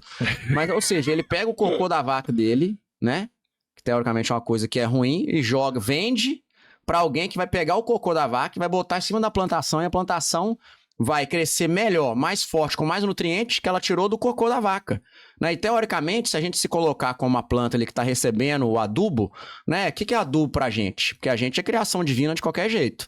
Né? Então, são os problemas. Ah, o Samuca nasceu com a perna torta, o Vinhal nasceu preto, o Bruno não sei o quê. Não. A gente começa, né, a olhar para os problemas, que parece que é problema, mas, velho, toda a adversidade que chega pra gente, que cai sobre a gente, né, é uma oportunidade pra gente passar por ela, que são os problemas, e sair depois delas melhor, conhecendo a nossa versão mais forte, mais potente, né, mais paciente, mais resiliente. E aí a gente começa a ver que, assim, é tudo questão do ponto de vista que você acabou de falar. Cara, eu tô cansado, mas eu tô feliz, velho, eu tô vivendo meu sonho. É o que hoje eu acordei e tô cansado. Vambora, filho, tô vivendo meu sonho. Então, assim, a gente tem a liberdade de escolha. Né? E a liberdade de escolha é o quê? Escolher como é que você vai reagir diante de cada adversidade, diante de cada situação que chega pra você. Ah, os meninos chamavam pra dar podcast. Puta merda, velho, não tem tempo, tô treinando para Ironman, não sei o que, não sei o que. Não, velho, vou lá, velho. Claro que eu vou dar um jeito e vou lá fazer o melhor podcast da vida. E a gente ainda tem, além da liberdade de escolha, liberdade de intenção. Porque você acabou de falar também, uma coisa é chegar lá e dar uma palestra. Ah, vou lá. Dá meu Pix aí, me paga meus sei quantos mil, me dá uma palestra, só fala as baboseiras. Não, agora você tem a oportunidade de chegar lá e transformar a vida de 500 pessoas. Aí sim você vai sair dali mais forte e maior. É uma troca de energia, né? Que você deu. Né? E as maiores pessoas que já existiram na humanidade, as maiores, não foram as que mais tiveram dinheiro, que você nem lembra quem foi o mais bilionário. Foram as que mais deram. E deram o quê? Alguma coisa que tinha dentro delas de verdade. E o que tem dentro da gente de verdade, a gente pode dar, que nunca vai acabar. Que é seu amor pela sua vida, seu amor pelo seu sonho, seu amor pela sua família. Quanto mais você dá disso, meu amor pelo esporte, velho, mais cresce, mais eu cresço. E mais eu me sinto forte. Eu não tô dando dinheiro. Né? Eu tô dando assim, velho, você pode ser disciplinado, você pode ter uma atitude mais positiva, você pode ser mais motivado na hora que você acaba o seu treino, você pode ser um cara mais grato, você pode acreditar em Deus igual eu acredito, você pode ter isso aí. Então, assim, isso me deixa mais forte, né? Porque realmente eu coloco a intenção de que todo lugar que eu passar durante o dia, eu posso deixar cada pessoa que passou diante de mim durante esse dia melhor. Ou seja, e os problemas fazem a gente aprender com isso. Véi, nós só tivemos problema pra gente chegar onde é que a gente chegou. Ou seja, nasceu como um problema. Se bobear, sendo um problema na sua família. Meu filho tá nascendo com deficiência. Ou seja, olha o tanto que sua família é forte. Você já nasce tendo que mudar a vida da família inteira. Exatamente. Você tem que reprogramar tudo. Ou seja, a fortaleza da sua família, mental, espiritual, emocional, se for comparar com um bilionário aí, o bilionário, coitado, é um miserável emocional, porque teve só facilidade, não teve que conquistar nada, comprou tudo, o dinheiro comprou tudo, e a sua família não. Sua família desenvolveu nas bases sólidas, do amor, da caridade, do acolhimento, né? De entender que uma dificuldade vai melhorar o nosso ecossistema familiar. E todo mundo vai sair mais forte nisso. E quando eu falo de preconceito, eu falo muito sobre isso, assim, porque muitas vezes o preconceito ele começa dentro de casa. Ah, não, você não pode fazer isso porque você é deficiente. Eu vejo pais falando isso para as crianças e os pais sempre são referências. Bons pais ou maus pais sempre vão ser a referência, vão ser as primeiras referências, os primeiros mentores. E isso tem um impacto direto, eu acho, por toda a vida, sabe? Então, não, isso aqui não é para você porque você nasceu pobre, isso aqui não é para você porque... E dentro de casa eu nunca tive isso. É claro que o externo a gente enfrentou algumas coisas, mas dentro de casa eu nunca tive isso e acho que talvez tenha sido o papel fundamental da minha mãe. Não, você vai fazer isso, é mais difícil pra você, mas você tem que fazer. Então hoje eu levo essa mensagem, eu sei que você faz palestra de diversidades também, diversidade, inclusão e tudo. E eu me alinho muito no estilo da sua mensagem, porque é uma mensagem, assim como a minha, sem vitimismo, Porque, cara, a vida vai ser diferente pra quem nasce numa condição diferente, isso aí é inevitável. Agora... E a vida não é justa. A vida não é justa, exatamente. Mas a vida não é sobre o que aconteceu com a gente, é o que a gente fez com o que aconteceu com a gente. Reage. Então, a única coisa que a gente pode mudar. A gente não pode mudar o que aconteceu. Não tem como eu mudar o fato de eu ter nascido com uma deficiência, mas tem como eu viver uma vida com o máximo de autonomia, mesmo sendo uma pessoa com deficiência. Total. E assim, complementando isso aí, o né? O vitimista, eu acho que o maior problema da sociedade hoje é o vitimismo, né, velho? Assim, porque isso, né? Quem tá em boa situação se coloca como vítima. E assim, os sabotadores, né? Que o vitimista é um sabotador nosso, né? A gente tem esses duas áreas no nosso cérebro, né? O nosso guerreiro, nosso campeão, nosso sonhador e é o nosso vítima, o nosso crítico. E assim, os sabotadores, qual que é o alvo dos sabotadores? Que todo mundo tem, né? A gente vai ter sabotador até quando a gente morrer. O sabotador, o alvo dele é o nosso progresso. Tudo que a gente escolher. Vamos fazer trabalho de caridade, Samuca? Vamos tratar de doente, de câncer, não sei o quê? Vamos, decidimos nós 4, vamos. Aí amanhã começa, beleza? Vai chegar à noite, vai convidar o Bruno pra ir pro ATP Tour não sei aonde, o Hugo pra fechar um negócio não sei aonde, não, Samuca, uma palestra de R$200 mil, que na hora que vê, velho, o sabotador tirou todo mundo de uma coisa que se a gente fizer, vai melhorar a gente dentro, interiormente. Então assim, tudo que vai deixar a gente um ser humano melhor, o sabotador vai querer tirar a gente fora disso, né? Então, assim, a gente tem que ficar atento quais são os sabotadores que estão rodando o nosso drive mental aqui, tirando a gente do que a gente realmente precisa de fazer. Sim. Procrastinação, né? Quando você procrastina, o que você tá deixando de fazer é o que você mais precisa de fazer para você alcançar seu sonho. Só que, para você alcançar seu sonho que tá lá em cima, você precisa de quê? Subir. Pra você subir, você precisa de quê? Melhorar. Você melhorar, você precisa de quê? Passar pelos problemas, passar pelas dificuldades, fazer esforço, sofrer, não encontrar com os amigos, né? Abrir mão de um monte de negócio, fazer não sei o que lá, treinar mais, forte, comer melhor, dormir melhor, não sei o que. Então, aquele Thiago Vinhal, campeão lá em cima, ele me dá medo no Thiago Vinhal preguiçoso. Então, o medo do êxito, o medo de ser campeão, o medo de ser melhor, é o pai de todos os medos dos nossos sabotadores. Então, a gente tem que estar atento para isso também. Não tenha medo de se tornar um vencedor, mas assuma as responsabilidades de se tornar um vencedor, porque você vai ter que trabalhar. O medo de... A gente tem muito isso, o medo de fracassar, ele fica muito maior do que a vontade de ganhar, a vontade de vencer. Isso acho que é super importante também. Cara, eu acho assim, tudo que vocês falaram, e pegando também, trabalhando com muitas gerações, e até na vida pessoal também, cara, a gente perde um pouco daquilo que a gente tinha quando criança, né? Que é de buscar a felicidade mesmo, ser feliz. Então, ser feliz é a meta. Ser feliz é a meta. Então, lógico, ninguém vai ficar, né, no auge ali de felicidade e alegria o tempo inteiro, mas buscar ser feliz todo dia, buscar essa profundidade ali. E acaba que a gente vai perdendo isso por algumas coisas. Uma delas é essa que a gente acabou de falar. né? E a outra é muito na questão de comparação e de questão de cultura, cara.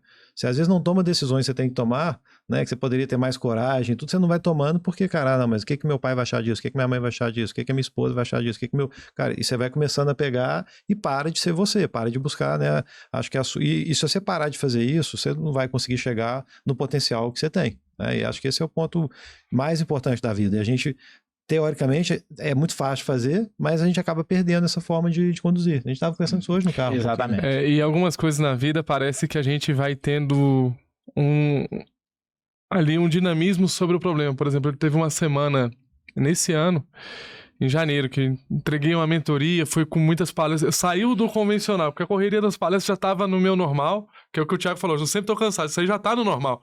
Tudo que tá no normal é mais fácil, né, pra quem vive. E aí juntou duas, três correrias de uma vez, com entrega de uma mentoria e tal, e eu, pô, por que eu fiz isso e tal, aí eu comecei, né, muito cansado e tal. Aí daqui um pouco, meu pai me liga e fala, sua mãe foi internada, tá indo pra Brasília, tal, sim, tava com apendicite. Cara, parece que eu não tinha problema nenhum. Eu liguei pra ela e falei, largo tudo aqui e vou aí ver você e tal. Daí ela, pô, eu tô com seus irmãos, tô com seu pai. Mas tudo que eu tava passando, que pra mim tava ali, pô, tá difícil esse mês, tá difícil essa semana e tal, aquilo ficou pequeno.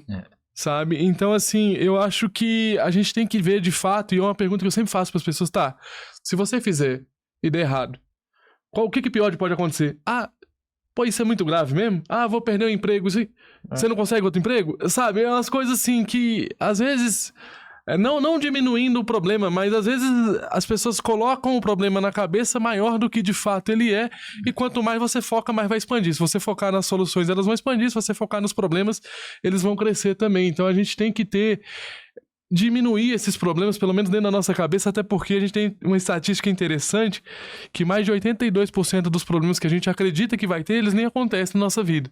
Então o cérebro humano, naturalmente, ele é muito focado nos problemas, no instinto primitivo, de quem vivia na selva, com predadores maiores, mais fortes, mas hoje o problema é as contas para pagar no final, casamento, família, não sei o que não exige, talvez, esse alerta e esse estresse todo que é gerado, né?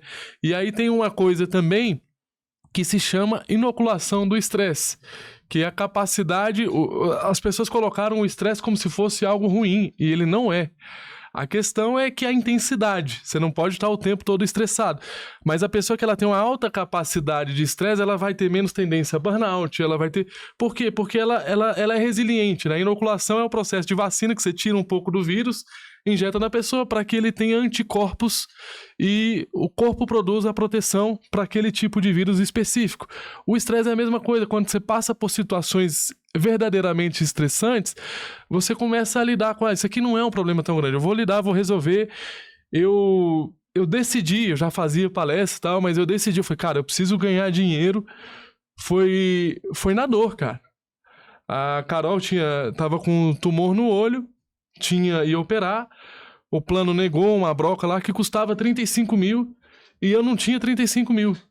Aí eu falei, cara, nunca mais eu quero passar isso na minha vida. Porque foi tão desesperador. Aí você vai no banco, você liga pra todo mundo que conhece, explica a situação e tal. Então ali eu falei, cara, até então eu vivia assim, pô, eu pagando minhas contas e tal, eu sou feliz e tal, e eu sempre era de boa com isso. Mas quando você tem família e coisa, você vai descendo o sarrafo, você entende que principalmente quando você tem filho, né? Que é longo prazo, né? A gente não tá falando de 3, 4 anos. Então eu acho que é muito nesse sentido, assim, das decisões que a gente toma diante os problemas que acontecem, né? Que o Vinhal colocou muito bem aqui, que os problemas, eles são combustíveis muitas vezes. E a gente vai ficando calejado, né? É isso. O que você falou do estresse é exatamente isso aí. É importante, você tem que ter. Eu acho que o lance que a gente falou de geração é isso aí. Você não consegue... Essa galera não tá chegando nesse ponto. Não. Né? E muitas vezes, na nossa época, a gente não tinha essa opção. Você era meio que obrigado a chegar nesse ponto. E aí você ia aprendendo, você dava de cara no muro, porra, você caía, levantava e ia fazer de novo. Eu acho que tem muito dessa galera que não consegue chegar nesse ponto. Então, assim... No esporte, você pega... acho que isso aqui é bem legal, vocês comentarem também, porque na época, vamos pegar de vocês, era uma independência total. Você tinha uma independência natural. E o que eu tô percebendo hoje, pegando vários casos ali, né? Tem diversas séries mostrando os atletas, isso vale também para as empresas, para todo mundo. As pessoas estão ficando muito dependentes de muita coisa emocional, né? Você vai criando, quando você percebe, você está dentro de teias, cara, que você criou dependências emocionais. Então, para mim, esse é o grande, talvez não, acredito que é o principal, porque era independente e passou a ser dependente de tudo. Você é dependente de tudo. Você acorda de manhã, você vai pegar o alarme, você já pega seu celular e já você começa a ficar dependente daquilo ali. E isso tá transferindo para tudo. Então, você pega, cara, em qualquer área, para adulto, para criança, casamento, cara, criação de filho, esporte, pô, perdi um pouquinho. Tudo você começa a não, pera, não vou tomar essa decisão. Você vai percebendo, cara, você foi criando diversas coisas, você ficou dependente daquilo, cara. Seja num casamento infeliz, dependente financeiro da pessoa, dependente, né? E acho que para mim, cara, a dor hoje dos atletas passa por isso, cara. Né? Peraí, você falou muito bem, qual que é o problema de perder o emprego? Qual o problema, cara? Não tá feliz jogando tênis? Beleza, velho, vai fazer uma coisa, bora. Né? Mas começa a ficar, e a relação, né, Bruno, que tem no atleta ali também, principalmente no feminino, cara. A gente é treinador da Luísa ali, participando do processo do feminino. É muito fácil você criar essa dependência também da pessoa. E não é de maldade, cara. Você vai vendo, a pessoa perdeu, você vai vendo no final, a pessoa tá jogando tênis assim, devolve uma bola, devolve aqui e já torna um treinador. Pô, não vai jogar tênis, a pessoa que vai ser o número 1 do mundo não vai conseguir fazer. E isso estende para as empresas também, né? Você começa a ficar o tempo inteiro ligado no outro, né? São as muletas, né? Que o pessoal precisa se apoiar. Exato. Eu trabalho muito essa mentalidade. Teve um dia que eu acordei 4h30 da manhã e eu sempre fui, assim, um cara metódico com o treino. Pô, isso aqui dá certo, eu vou fazer isso aqui o resto da vida. Então eu comia 3 bananas com aveia e mel, esmagava e tal. E um dia não tinha banana. Aí foi a primeira coisa que veio na cabeça, pô, eu não vou correr porque não tem banana. Aí eu falei, pô, que merda de desculpa é essa, né? Mas vem, porque você tá acostumado a 3 bananas, aveia e mel, é metódico. Aí eu falei, se eu correr em jejum, não tô falando de performance, eu tô falando de ação. É ação perante a situação. Porque eu não vou não aceitar, porque não tinha pão, não tinha banana, não tinha... Cara, eu vou comer uma colher de mel e sal. Até hoje eu uso isso muito como pré-treino, assim, quando quero estômago leve, mel e sal. Mas é sobre isso, assim, sabe, não se permita essas pequenas desculpas que vão causando vícios emocionais. E é você com você mesmo, não é você em relação ao outro, né? A gente tem que ter essa capacidade de combater e aniquilar nossas próprias desculpas. Na verdade, a gente nem tem que ter, a gente já tem, a gente tem que usar essa capacidade. Exatamente. Porque, por exemplo, no Ironman, todo mundo fica achando assim, ó, eu faço Ironman em 8 horas e pouco. Fica achando assim, ó, eu fico altamente focado, eu não penso em nada. Não tem nem Pelo contrário, filho. 8 horas, eu tô toda hora assim, sobe e desce. E muito mais momentos ruins. Então, assim, fica, o que eu tô fazendo aqui? Tá doendo demais. Aí o cara me passou, essa bicicleta dele é melhor que a minha. Por que eu não comprei aquela bike? Não sei o quê. Eu paguei aquela conta?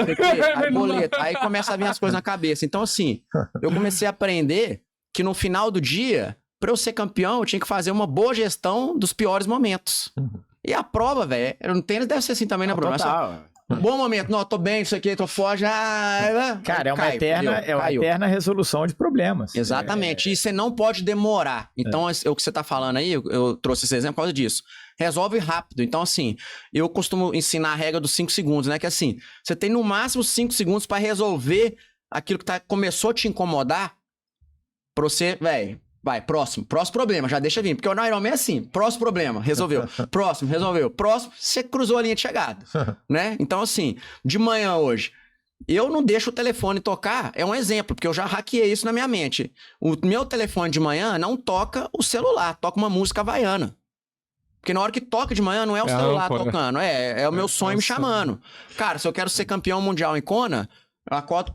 Desde 2015 eu acordo com uma música havaiana tocando pra me lembrar daquela sensação lá em Kona, do campeonato mundial, que eu quero estar lá, não sei o que, quero olhar meu resultado lá e que eu tô vivendo meu sonho do triatlon. Porque de manhã eu nem dou 10 segundos pra ficar assim, velho, vamos dar uma sonequinha, né? Vou dormir um pouquinho mais. Não vou lá nadar hoje 6 horas com os velhotes, não, porque 8 horas da manhã tem podcast com os caras, eu posso nadar depois, eu já nado bem, né? Então, assim, o seu cérebro, ele vai arrumar uma desculpa que ele vai te convencer. Porque seu maior inimigo é você mesmo. Exatamente. Que é sua mente, é seu sabotador. Então ele sabe o que vai te pegar, velho. Dorme mais um pouquinho, você dormiu tarde ontem, você comeu japonês e tal, já saiu da dieta, então dorme mais um pouco, porque aí você não precisa de nadar agora, não sei o quê. E na hora da prova, na hora que começa o pau a quebrar, né? Você vai lembrar disso. Aquele dia lá que você não foi nadar, tá aí, tá vendo? porque não nadou mais, tá? Então, assim, ele vai te derrubar porque ele não quer deixar que você seja feliz, ele não quer deixar que você progrida, né? Não quer deixar que você tenha sucesso naquilo que você decidiu, porque ele quer te derrubar, quer te deixar na cama dormindo. Tem que escolher qual a música do momento, né? Eu vou pensar agora. Exato, eu acho que sim. Também é legal isso daí. É legal, é qual a música que representa o seu sonho, seu sonho. entendeu? Porque, Mas assim, são âncoras que levam pra uma ação, né? E eu gostei muito desse negócio de 5 segundos, cara. Isso aí faz muito sentido. Porque você não dá tempo pra crescer o problema e crescer a desculpa. Porque o que é o problema que a desculpa crescendo? É seu sabotador já entrando no cérebro sobrevivente, que é o que você falou, que ele quer te deixar onde? Na zona de desconforto. Poupando energia. Então ele já começa. Cara, eu vou fazer sonequinha porque eu dormi tarde. Aí eu não vou lá nadar no treino porque não sei o que, eu já nado bem. Isso aí tudo passa na cabeça nossa e muito rápido. Então você tem que resolver rápido, é 5 segundos. E se perder pro despertador, Vinhal, vai ganhar de quem? Vai ganhar de quem? Vai ganhar o quê? Exatamente. Total. Exatamente. É isso. E aí a gente vê que a nossa maior batalha é a batalha contra a gente mesmo, a batalha mental. Você acordou, despertou sua consciência de manhã, você nem abre o olho, já começa, dormi pouco hoje, puta, mas tô cansado. Já começa a batalha mental, né? E a gente vê que os campeões mesmo são os campeões que ganharam na decisão. Cara, eu decidi acordar um campeão hoje, porque eu nunca tive chefe, eu nunca tive carteira assinada. Né? Eu só sei que a carteira é azul porque é da cor do passaporte. Eu nunca tive chefe, velho. Eu nunca nem sei que carteira, nem sei como é que assina a carteira. E assim, se eu não tiver, né, esse protocolo meu, que assim, o meu chefe é meu sonho, então assim, o campeão tem que acordar aqui. O que é o campeão, Thiago Vinhal? Acorda cedo, toma um café certo, isso aqui, vai agradecendo a dificuldade, vai até o final do dia. Na hora que eu deito à noite, tô lá rezando, agradecendo, minha mulher tá do meu lado, uma casa top dessa. Beleza, eu fui campeão de mim mesmo nesse dia. E você ser campeão de você mesmo todos os dias, no final da vida, velho, é nóis, deu bom. Até porque a gente falou ali, né, sobre escolher o seu difícil, que as pessoas hoje querem mais qualidade e tal. Mas é o seguinte, tem muita gente que não faz e vive com a culpa. E viver com o peso da culpa é muito pior do que viver com o peso da performance. Total. De entregar o que você pode entregar. Cara, perder pra você mesmo, pra mim, a coisa que mais me incomodou na minha carreira era perder pra mim mesmo. Quando você chegava, exatamente, você falou no final do dia, você olhava, cara, se eu tivesse feito aquilo ali diferente, de repente o resultado, cara, isso me deixava sem dormir. Era a única coisa que me incomodava. Se eu chegava no final do dia, perdia, enfim, o cara jogou melhor, cara, mas eu fiz o que tu tinha que fazer, eu dei raça, eu treinei, eu lutei, eu comi direito, enfim, qualquer coisa que seja a sua rotina pra ganhar, cara, eu pelo menos dormi às vezes puto, incomodado, tive chance, né, aquela bola, aquela situação, né, sair um pouquinho, faz parte do jogo, mas eu fiz a coisa certa. Cara, você dorme puto, mas você dorme, cara, perder... Dorme o sono dos justos. Perder pra você mesmo é ruim demais. Eu tenho uma história, meu primeiro esporte foi equitação. Eu fazia baliza e tambor, só que eu fiz equitação porque eu fazia ecoterapia, que era fisioterapia com cavalo, e o centro fechou, ficou só eu de aluno, e o mesmo lugar virou um centro de equitação. E aí começou, e eu continuei, como eu gostava de cavalo, era um bom tratamento pro core e tal, continuei, e aí eu fui competir uma vez, eu gostava mais de tambor, eu tinha mais horas de treino em tambor, mas eu fui competir baliza também, que meu cavalo fazia baliza melhor do que fazia tambor. E aí eu peguei uma menina da minha idade, assim, que você vai sair um do lado do outro, né? Aí você já começa, puta, ela é muito melhor que eu. Eu vou perder. Aí na minha cabeça eu falei o quê? Eu vou poupar o cavalo, porque eu faço a prova de 3 tambor, e no 3 tambor tem chance de medalha. Aqui eu não tenho chance nenhuma. E já era a briga ali de quinto e quarto lugar pra ir se classificando pra brigar por medalha. E eu sempre gostei de medalha, eu sempre gostei, assim, de, eu quero fazer isso e tal. E aí eu saí, assim, beleza e tal. E aí, quando eu vejo, a galera toda assim, como era na minha cidade, a prova, muita gente torcia ali por mim, minha família tava ali e tudo, né? E eu não percebi isso na hora. O pessoal começou a aplaudir, e aí eu fui fazer a última baliza, e bati na baliza e derrubei. Aí todo mundo fez aquela frustração, né? E aí eu voltei, eu não entendi nada. Quando eu voltei, ela tinha derrubado a segunda baliza. É uma penalização de 5 segundos que daria pra me ganhar num profissional. São uns milésimos de segunda diferença, muitas vezes. E eu fui desleixado. Era muito fácil eu fazer a prova sem derrubar a última baliza, e ali eu perdi pra mim mesmo. Cara, eu chorei 3 dias. A gente tem que sofrer na derrota, sabe? Tem que sentir a derrota pra não repetir. Eu tinha 12 anos. Eu falei, cara, nunca mais eu quero... Então, assim, eu errei muito, eu fracassei muito, mas eu sou um cara que eu tento não repetir alguns padrões de fracasso. problema não é errar. O problema é você ficar fazendo a mesma coisa e tendo o mesmo resultado. É não mudar perante o fracasso, sabe? Não, você não tira nenhuma lição daquele ali, não aprender. Então, assim, foi muito por isso. Eu falei, cara, eu nunca vou entrar numa competição achando que alguém é melhor que eu. Vou entrar... E nessa última Olimpíada, teve uma prova de atletismo que 3 atletas comemoraram, né? Na mesma prova foi quebrado o recorde europeu, o recorde sul-americano e o recorde olímpico, se eu não me engano. Cara, não existe derrota no esporte quando a gente entrega o nosso melhor. Aí tem que dar um mérito do outro, que às vezes foi melhor que a gente e tal. Porque todo mundo tá ali que quer ganhar. Mas se você desempenhou bem o seu papel de acordo com o que você treinou, o que você fez, cara, não existe derrota quando a gente entrega o melhor na vida, nos negócios, no esporte. 100%. Dormir tranquilo que você fez melhor, independente do resultado, né? Exato. Vocês três tem uma coisa que eu acho muito legal, pegando o que você passou agora, Samuca. Você falou muito assim, beleza, tem que aprender muito, sofrer ali 3 dias com a derrota. Mas vocês têm um lado oposto disso, pra mim é mais difícil e mais bonito até, porque quando você chega, né, ganhou o Grand Slam, cara, foi o melhor da história aqui. E você, com toda a história que você tem, esse livro aqui fala tudo. Cara, não é só questão de humildade, não. É você saber chegar ali no topo e saber que aquilo também vai passar e vai manter a sua essência, manter os seus valores. Então, essa parte ela é mais difícil, cara. Acho que nos 2 momentos ali, nos 2 extremos, a gente tem que ter a tranquilidade que vai passar, né? Que, cara, tô na merda aqui, tá difícil, cara, mas vai passar. Perdi pra mim mesmo, mas vai passar. Mas também o outro lado. Você vê um monte de gente que tinha potencial absurdo, o cara não consegue, não é só jogador de futebol, que fala, jogador de futebol, o cara se perdeu porque veio de origem, não é nada disso. É todo mundo, cara, você se perde muitas vezes no processo, em todas as áreas, né? Então acho que isso é bem importante, vocês 3 são referência nisso aí. Estamos desfalcados agora, né? Mas deixou energizado. Tá top demais. Eu queria falar um pouquinho com vocês sobre esporte e mundo corporativo, né? Como eu te falei, Bruno, eu vejo muitas pessoas que têm possibilidade semelhante a que você teve, mas eu não vejo ninguém que explorou tão bem quanto você, né? Desse lado, e muitas vezes, eu como atleta até entendo isso, você faz uma prova, você fica ali com preguiça às vezes de sair jantar, mas isso às vezes é importante também, né? Pra fazer relacionamento, pra... Eu acho que tem algumas coisas nisso aí. Acho que uma coisa muito legal que aconteceu comigo, e acho que é muito pela minha cabeça, e muito pelas pessoas que estavam, né, à minha volta, é que, cara, eu entendi rápido que o tênis era muito legal, mas tinha muita coisa além do tênis, e a minha carreira como profissional ela era curta e finita a qualquer momento, né? Então eu precisava construir alguma coisa que ia além daquilo ali, que eu pudesse também dar sequência quando a minha carreira acabasse.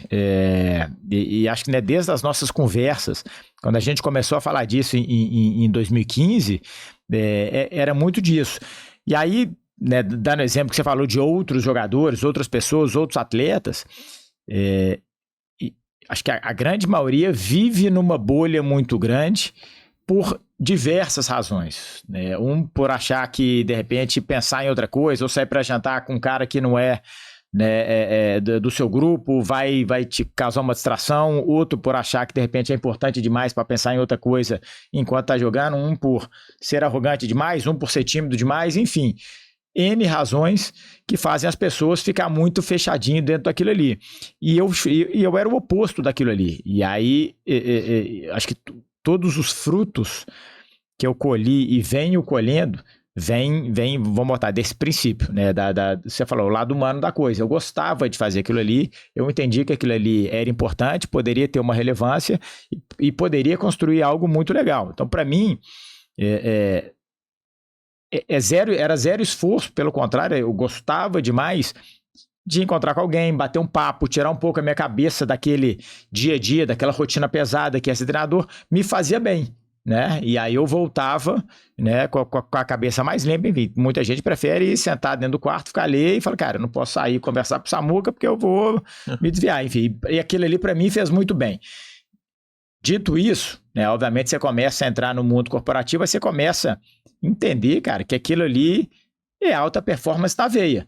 Só que boa parte dessas pessoas que estão ali, elas não foram treinadas para performar na alta performance, não conseguem fazer processos que eram super naturais para a gente, que a gente fazia quase que todo dia, dentro daquilo ali. Então você pega um cara que às vezes tem uma mente muito brilhante, está tocando um negócio, mas é todo zoneado em 300 aspectos, cara, que você consegue colocar uma organização de alta performance no cara, você potencializa ainda mais o que ele está fazendo.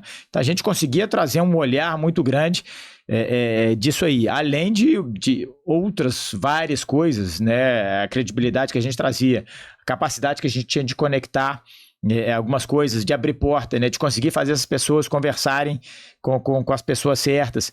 Enfim, mas acho que isso tudo vem, acho que do princípio humano da coisa de estar aberto, né? De ser uma pessoa legal, de ser uma pessoa querida, né? De gostar de conhecer pessoas, e isso aí você colhe os frutos depois, entendeu? Né? Acho que não vou falar qualquer, porque eu não sei, provavelmente deve ter um monte de gente que não gosta de mim, mas acho que grande maioria das pessoas que eu ligo, entro em contato, eles vão me receber, né? O que vem depois é outra coisa. Eu preciso trazer algo bom, se é um negócio, o que seja, tem que ser bom. Mas essas pessoas vão me receber. Isso aí tem um valor muito grande, né? Porque, cara, uma das coisas mais valiosas da vida na das porta pessoas, certa. E é tempo, né? Essa é uma das coisas mais valiosas que a gente tem. Esse cara, pô, pra me atender, ele fala não por uma porrada de gente. Então, acho que o contexto geral foi muito disso, né, Hugão? Acho que... Não, demais. O que a gente, perfeito. O que a gente teve muito, assim, foi até um choque no início, porque tudo que a gente desenvolveu na minha parte como treinador, pelo menos, você pegava muito de metodologia, que é uma coisa que a gente sempre gostou, do mundo corporativo, que é onde tem, né, os principais, você vai pegar, são várias enciclopédias que você vai ter ali para você aprender e você vai usar na sua vida pessoal.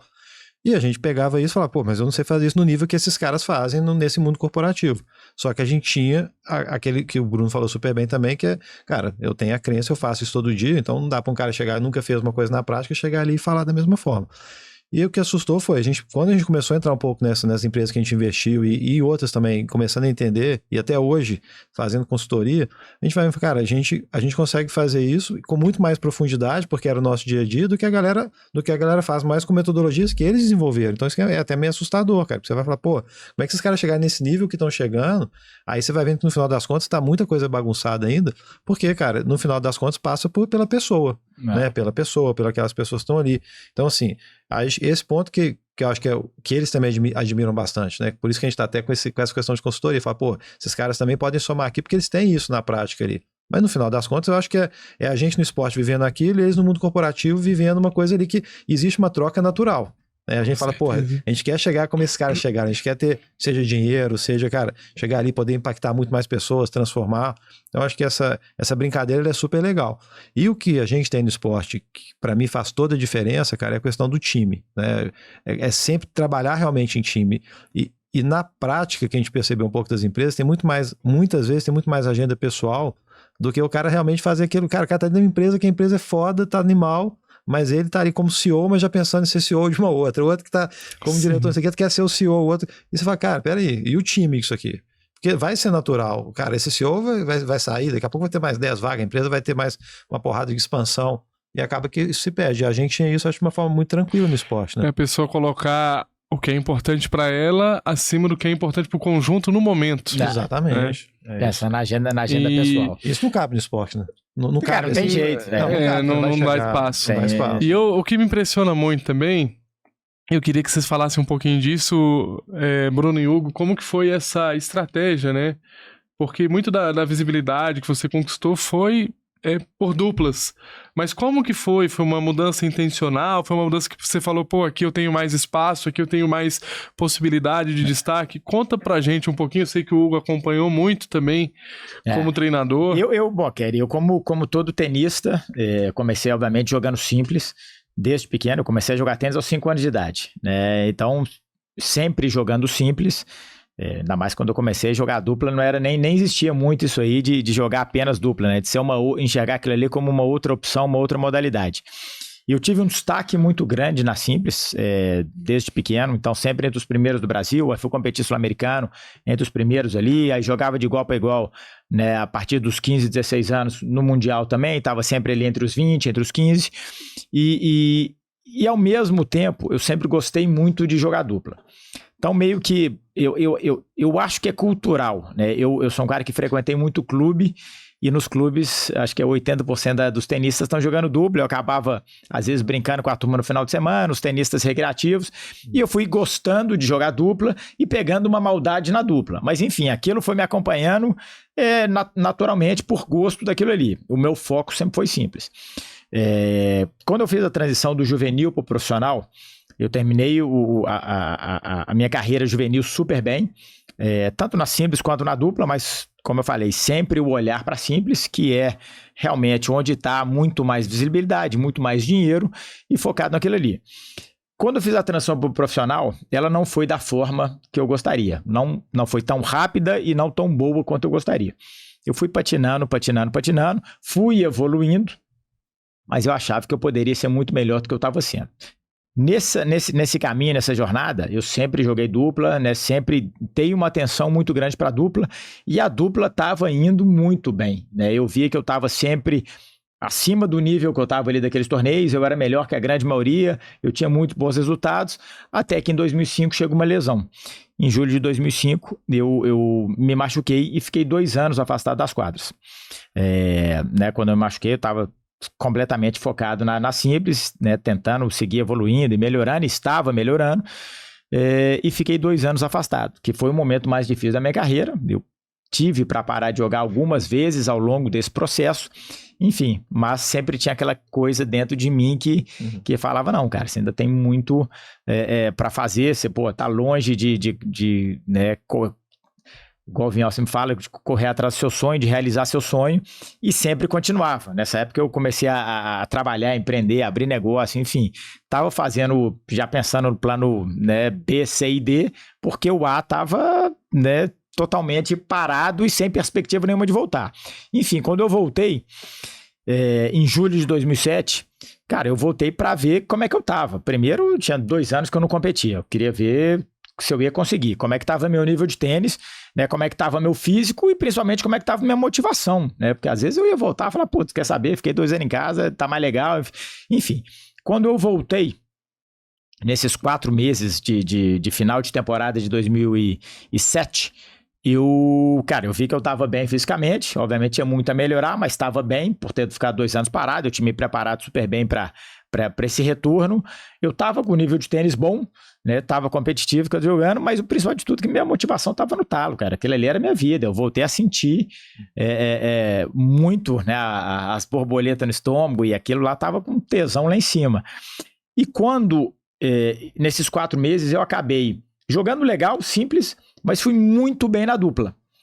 E nesse foi um momento que alguns jogadores estavam fazendo essa transição, ter uma carreira de dupla já era algo mais normal e tal. E aí eu peguei no final de 2007 e falei, cara, quer saber?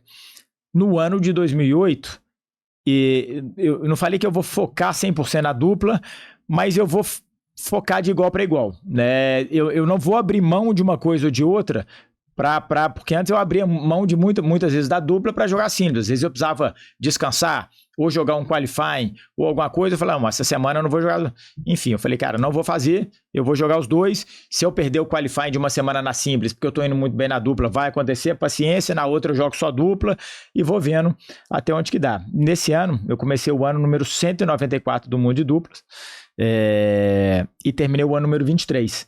Eu já ganhei um monte de Challenger, que são torneios ali do nível intermediário de acesso, já ganhei meu primeiro ATP, o primeiro Grand Slam da vida que eu já joguei, eu fui à semifinal. Enfim, quando eu terminei o ano número 23, eu falei, agora não tem como, né? Eu tô já no mais alto nível, e jogando esse ano com essa galera, era uma coisa que antes eu imaginava. Aí eu comecei a validar aquilo ali, que era, eu acho que eu tenho nível, né? Antes era, eu acho que eu tenho nível para encarar essa galera. Na simples, eu não tinha essa convicção. Na dupla, eu sempre tive muito. E aí, quando eu cheguei no número 23, no final da temporada de 2008, eu falei, cara, eu comprovei isso aí. Eu tenho nível.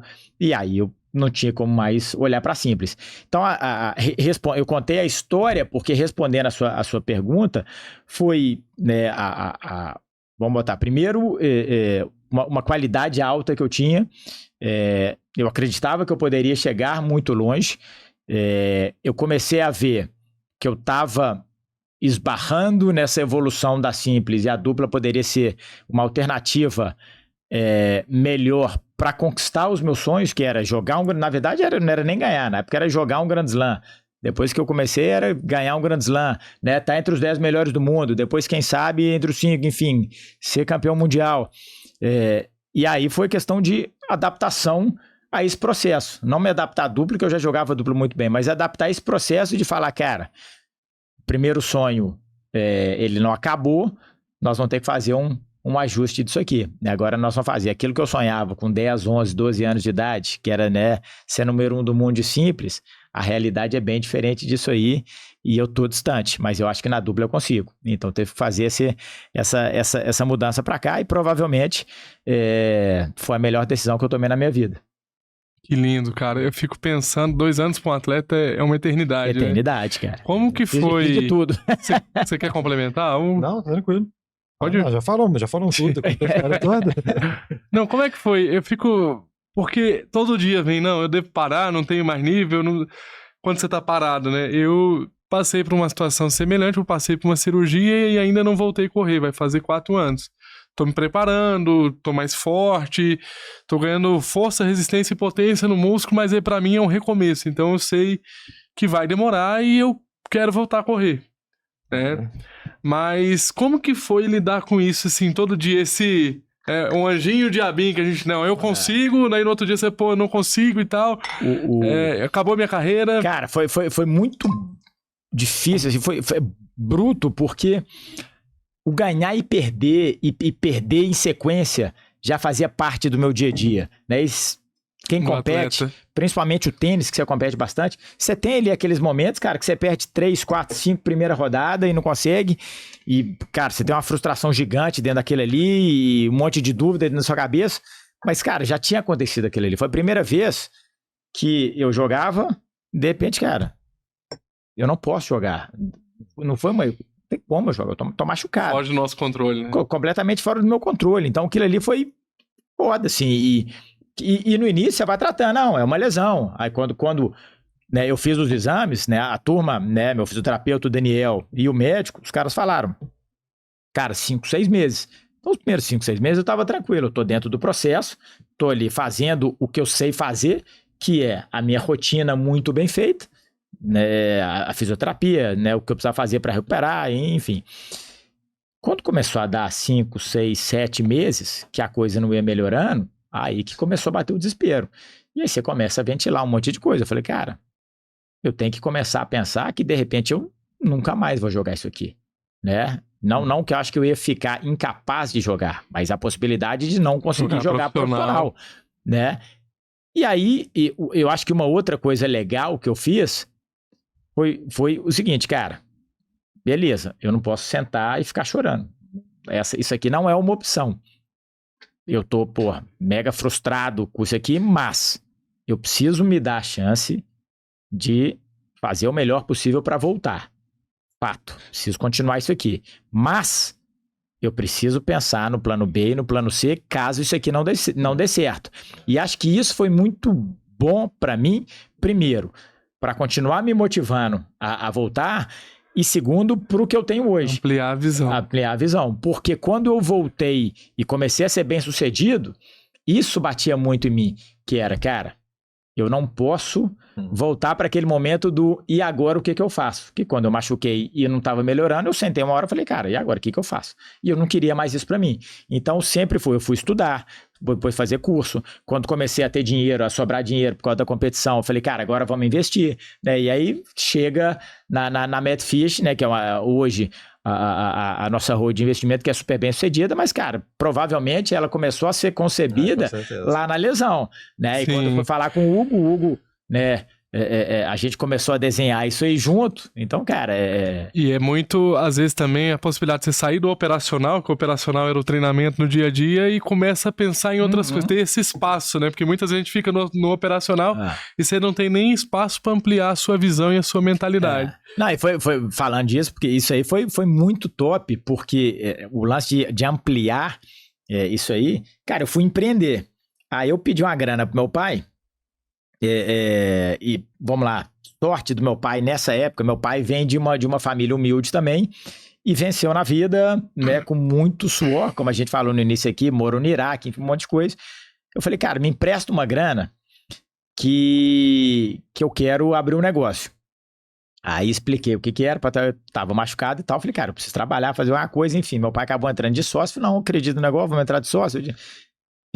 Meu pai, né, tinha gostado da proatividade, né, de começar a correr atrás e encarar a possibilidade de, cara, de repente isso aqui não vai dar, eu não vou voltar a ser um tenista e tô buscando outras coisas. Cara, eu fui abrir uma academia de ginástica. Cara, eu nunca operei um negócio. Então, assim, eu falei, cara, mas vamos lá, o que eu posso fazer? Pedir ajuda pro meu pai, que toca um monte de negócio. Como é que a gente faz? Planilha, enfim, orçamento, patati patatá. Eu tava com 23 anos na época, né? Não tinha feito faculdade. Então, isso foi muito bom pra mim, pra, cara, expandir horizontes, aprender, apanhar, fazer cagada pra caceta, né? E ter que corrigir isso aí. E hoje, né, eu tenho certeza que isso aí foi um valor gigantesco. Porque, cara, eu poderia ficar sentado lá, fazer minha fisioterapia, ficar meio assim, meio chorando esse monte de problema que estava tendo e não ter feito porra nenhuma desse tempo que eu tive, né, nesses 2 anos. Um aprendizado que eu tive com o Bruno nesse processo foi, por mais que você fala que você não tem muito, Bruno, falando metodologia, as partes de lei, escrever não é muita praia, mas tem uma cabeça muito diferenciada nisso daí. Então, esses processos todos são muito organizados, cara. E é uma coisa que é difícil ter no atleta também, porque o cara começa a ficar ali, vamos pegar até essa questão da aposentadoria, de parar. Cara, se ele estiver jogando hoje, ele estaria entre os 20 do mundo, se ele quisesse. O nível que ele tem de tênis e treinando, que ele treina porque cuida do físico, tem uma cabeça que sempre conseguiu lidar bem com a pressão. Então, assim, tomar a decisão de parar no alto é muito difícil, mas foi uma coisa que você vê que foi planejada. A forma de escolher parceiro. A gente pensava que tinha um método todo organizado. Como é que eu vou escolher meu parceiro? Por que vai ser? As pessoas têm nem noção. Vai pegar de dupla, a primeira coisa era a pessoa, era relacionamento. A pessoa me bate comigo, tá, vai legal. Se não dá, a liga não vai. Se não dá match. O segundo é o cara trabalhar, como é que ele lida na pressão, nos big points que a gente falava. Cara, esse cara é ganhador, porque ele queria um cara para ganhar a Grand Slam, né, um parceiro. E o terceiro, que era o ponto de conexão da dupla. Vamos ver se o jogo vai encaixar. E isso você tem um método, é um método, cara. Isso tá dentro do processo. E sempre foi assim. Então, era muito fácil, porque como eu gostava de estudar, sempre gostei, sei que tinha uma pessoa organizada nisso daí, mas não estava no papel. Eu falei, então tá. Então, e foi isso que a gente transformou para a questão também do empreendedorismo, cara. Porque já tinha uma área mais organizada, como é que vai conectar, o que a gente vai fazer. E o case mais legal, que eu acho, pegando acho que a mesma forma de pensar do Bruno, né, que ele pensou nesse processo ali de parar, de jogar, dos parceiros, é a mesma coisa. Então tá, nós vamos entrar nas empresas, como que a gente vai ajudar essas empresas a acelerar? E o caso do Okberry é super legal, porque quando a gente foi lá, a gente foi junto com o grupo Semenzato já, que é a mesma coisa, de relacionamento do tênis. Nós chegamos lá para entramos, só que eles já estavam todos organizados. E o Joyce, que é o fundador, que é apaixonado também com tênis, com esporte, hoje ele tá, inclusive namora hoje essa balinha aqui que tá no tênis, ele fala, cara, beleza, mas vocês não são smart money igual né, um Semenzato. O que vocês vão ajudar? E a gente já tinha isso de uma certa forma claro pra gente, cara. Acesso em evento esportivo. Acesso, cara, ele quer chegar a marca quer ir pra fora. Ninguém vai conhecer o Okberry. Mesmo jeito, tá bom, o que nós vamos dar aqui na Smart Money, mas ninguém vai conhecer o Okberry lá no Miami Open, no US Open, no Australian Open, o cara vai ter que pagar uma fortuna pra entrar ali. E aí vem a questão, a gente consegue, porque tem acesso, consegue fazer. E assim foi todo o case Okberry, cara, assim, tem certeza. A gente até bobeou nisso aí, né? Tem que falar com o Gil ali. Mas é muito legal que eu falo, são dois dos caras que acreditaram a ideia desde o início, porque depois a gente tinha um histórico e tal, porque o Gil fez essa pergunta, e quando a gente contou a ideia, o que a gente pensava, ele olhou e falou, cara, faz muito sentido, vambora, né? E um lance muito legal do Bruninho Semenzato, que acho que são várias coisas, mas a questão da confiança no Bruninho é muito legal, porque uma das pessoas, quando a gente começou a desenhar essa tese, a gente foi validar com pessoas que a gente conhecia de mercado financeiro, e uma delas foi o Bruno Semenzato. E ele falou, cara, acho do caceta o que vocês estão falando, faz muito sentido, é uma dificuldade de mercado, enfim, validou. E quando a gente começou a pesquisar a Oak, a gente, como era uma franquia, eles estavam nesse processo, né, expandindo franquia e tal, a gente ligou pro Bruno para perguntar se conhecia alguma coisa da empresa e tal. E ele deu uma risada de fundo, falou, por quê? Aí eu contei, cara, lembra do que a gente falou, aquela ideia que a gente validou? Ele falou, cara, do cacete, tem tudo a ver com a marca, os caras querem fazer expansão, contou a história, falou, porra, é isso. E eu já estava como consumidor há um tempão, então eu já tinha validado aquilo ali para mim, né, como branding, como verdade também, né? Exatamente, como açaí, eu sou um mega consumidor de açaí, né, desde pequeno. Só que aí tem um fato engraçado que eu falo da confiança, que é o seguinte, naquela época a gente estava começando, a gente não estava com a ideia de investir já uma grana nossa, porque a gente sempre foi skin on the game, era grana nossa. E, pô, não tinha ninguém, a gente não tinha advisor ainda. Depois a gente foi ter advisor, o cara que olhava os econômicos com a gente, e a gente tinha zero experiência. Só que eu liguei para esse aqui e falei, ó, aconteceu isso aqui. Você confia no Bruno Semenzato? Ele falou, porra, pra cacete, um dos caras mais competentes que eu conheço. Falou, então beleza, ele já fez a diligência pra gente, a gente vai entrar. Sem olhar nada, eu falei, porra, ele já olhou tudo. Você falou que você confia nele. Ele é especialista. Ele já olhou, porque naquela época a gente não tinha essa capacidade e nem know-how pra fazer, e nem gente ainda, não tinha braço ainda dentro da empresa. Aí a gente volta na sinergia, né? Na sinergia, que é o exatamente. ponto básico pra você escolher uma dupla. Exato. E como reage sob pressão, né? Então perto de você. Mas eu acho muito legal essa jornada de vocês, como treinadores, como sócios, assim, porque você tem sinergia, vocês vão continuar para sempre juntos, né?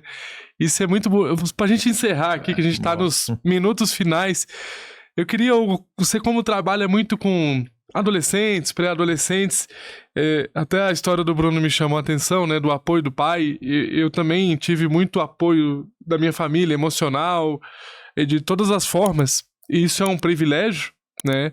Mas eu queria que vocês falassem um pouquinho como que a gente acha o ponto de equilíbrio entre apoiar um filho e também, pô, ele tem que se virar sozinho. É muito difícil, porque eu acho que todo pai, toda mãe tem a tendência de, não, eu não quero que meu filho passe as dificuldades que eu passei. Isso eu acho que é natural de todos nós, né? Como que a gente equilibra isso, assim, que você vê, pô, isso aqui dá mais certo?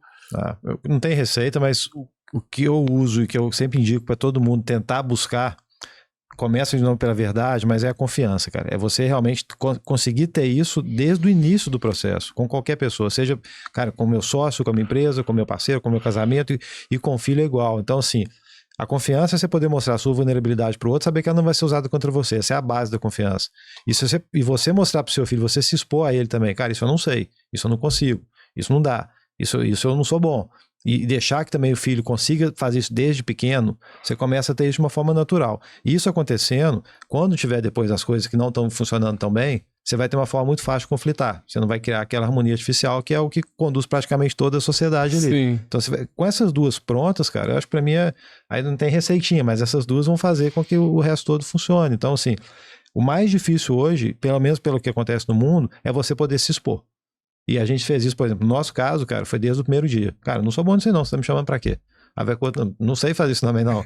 E aí você vai somando. Mas eu acho muito massa isso de vocês, cara, porque...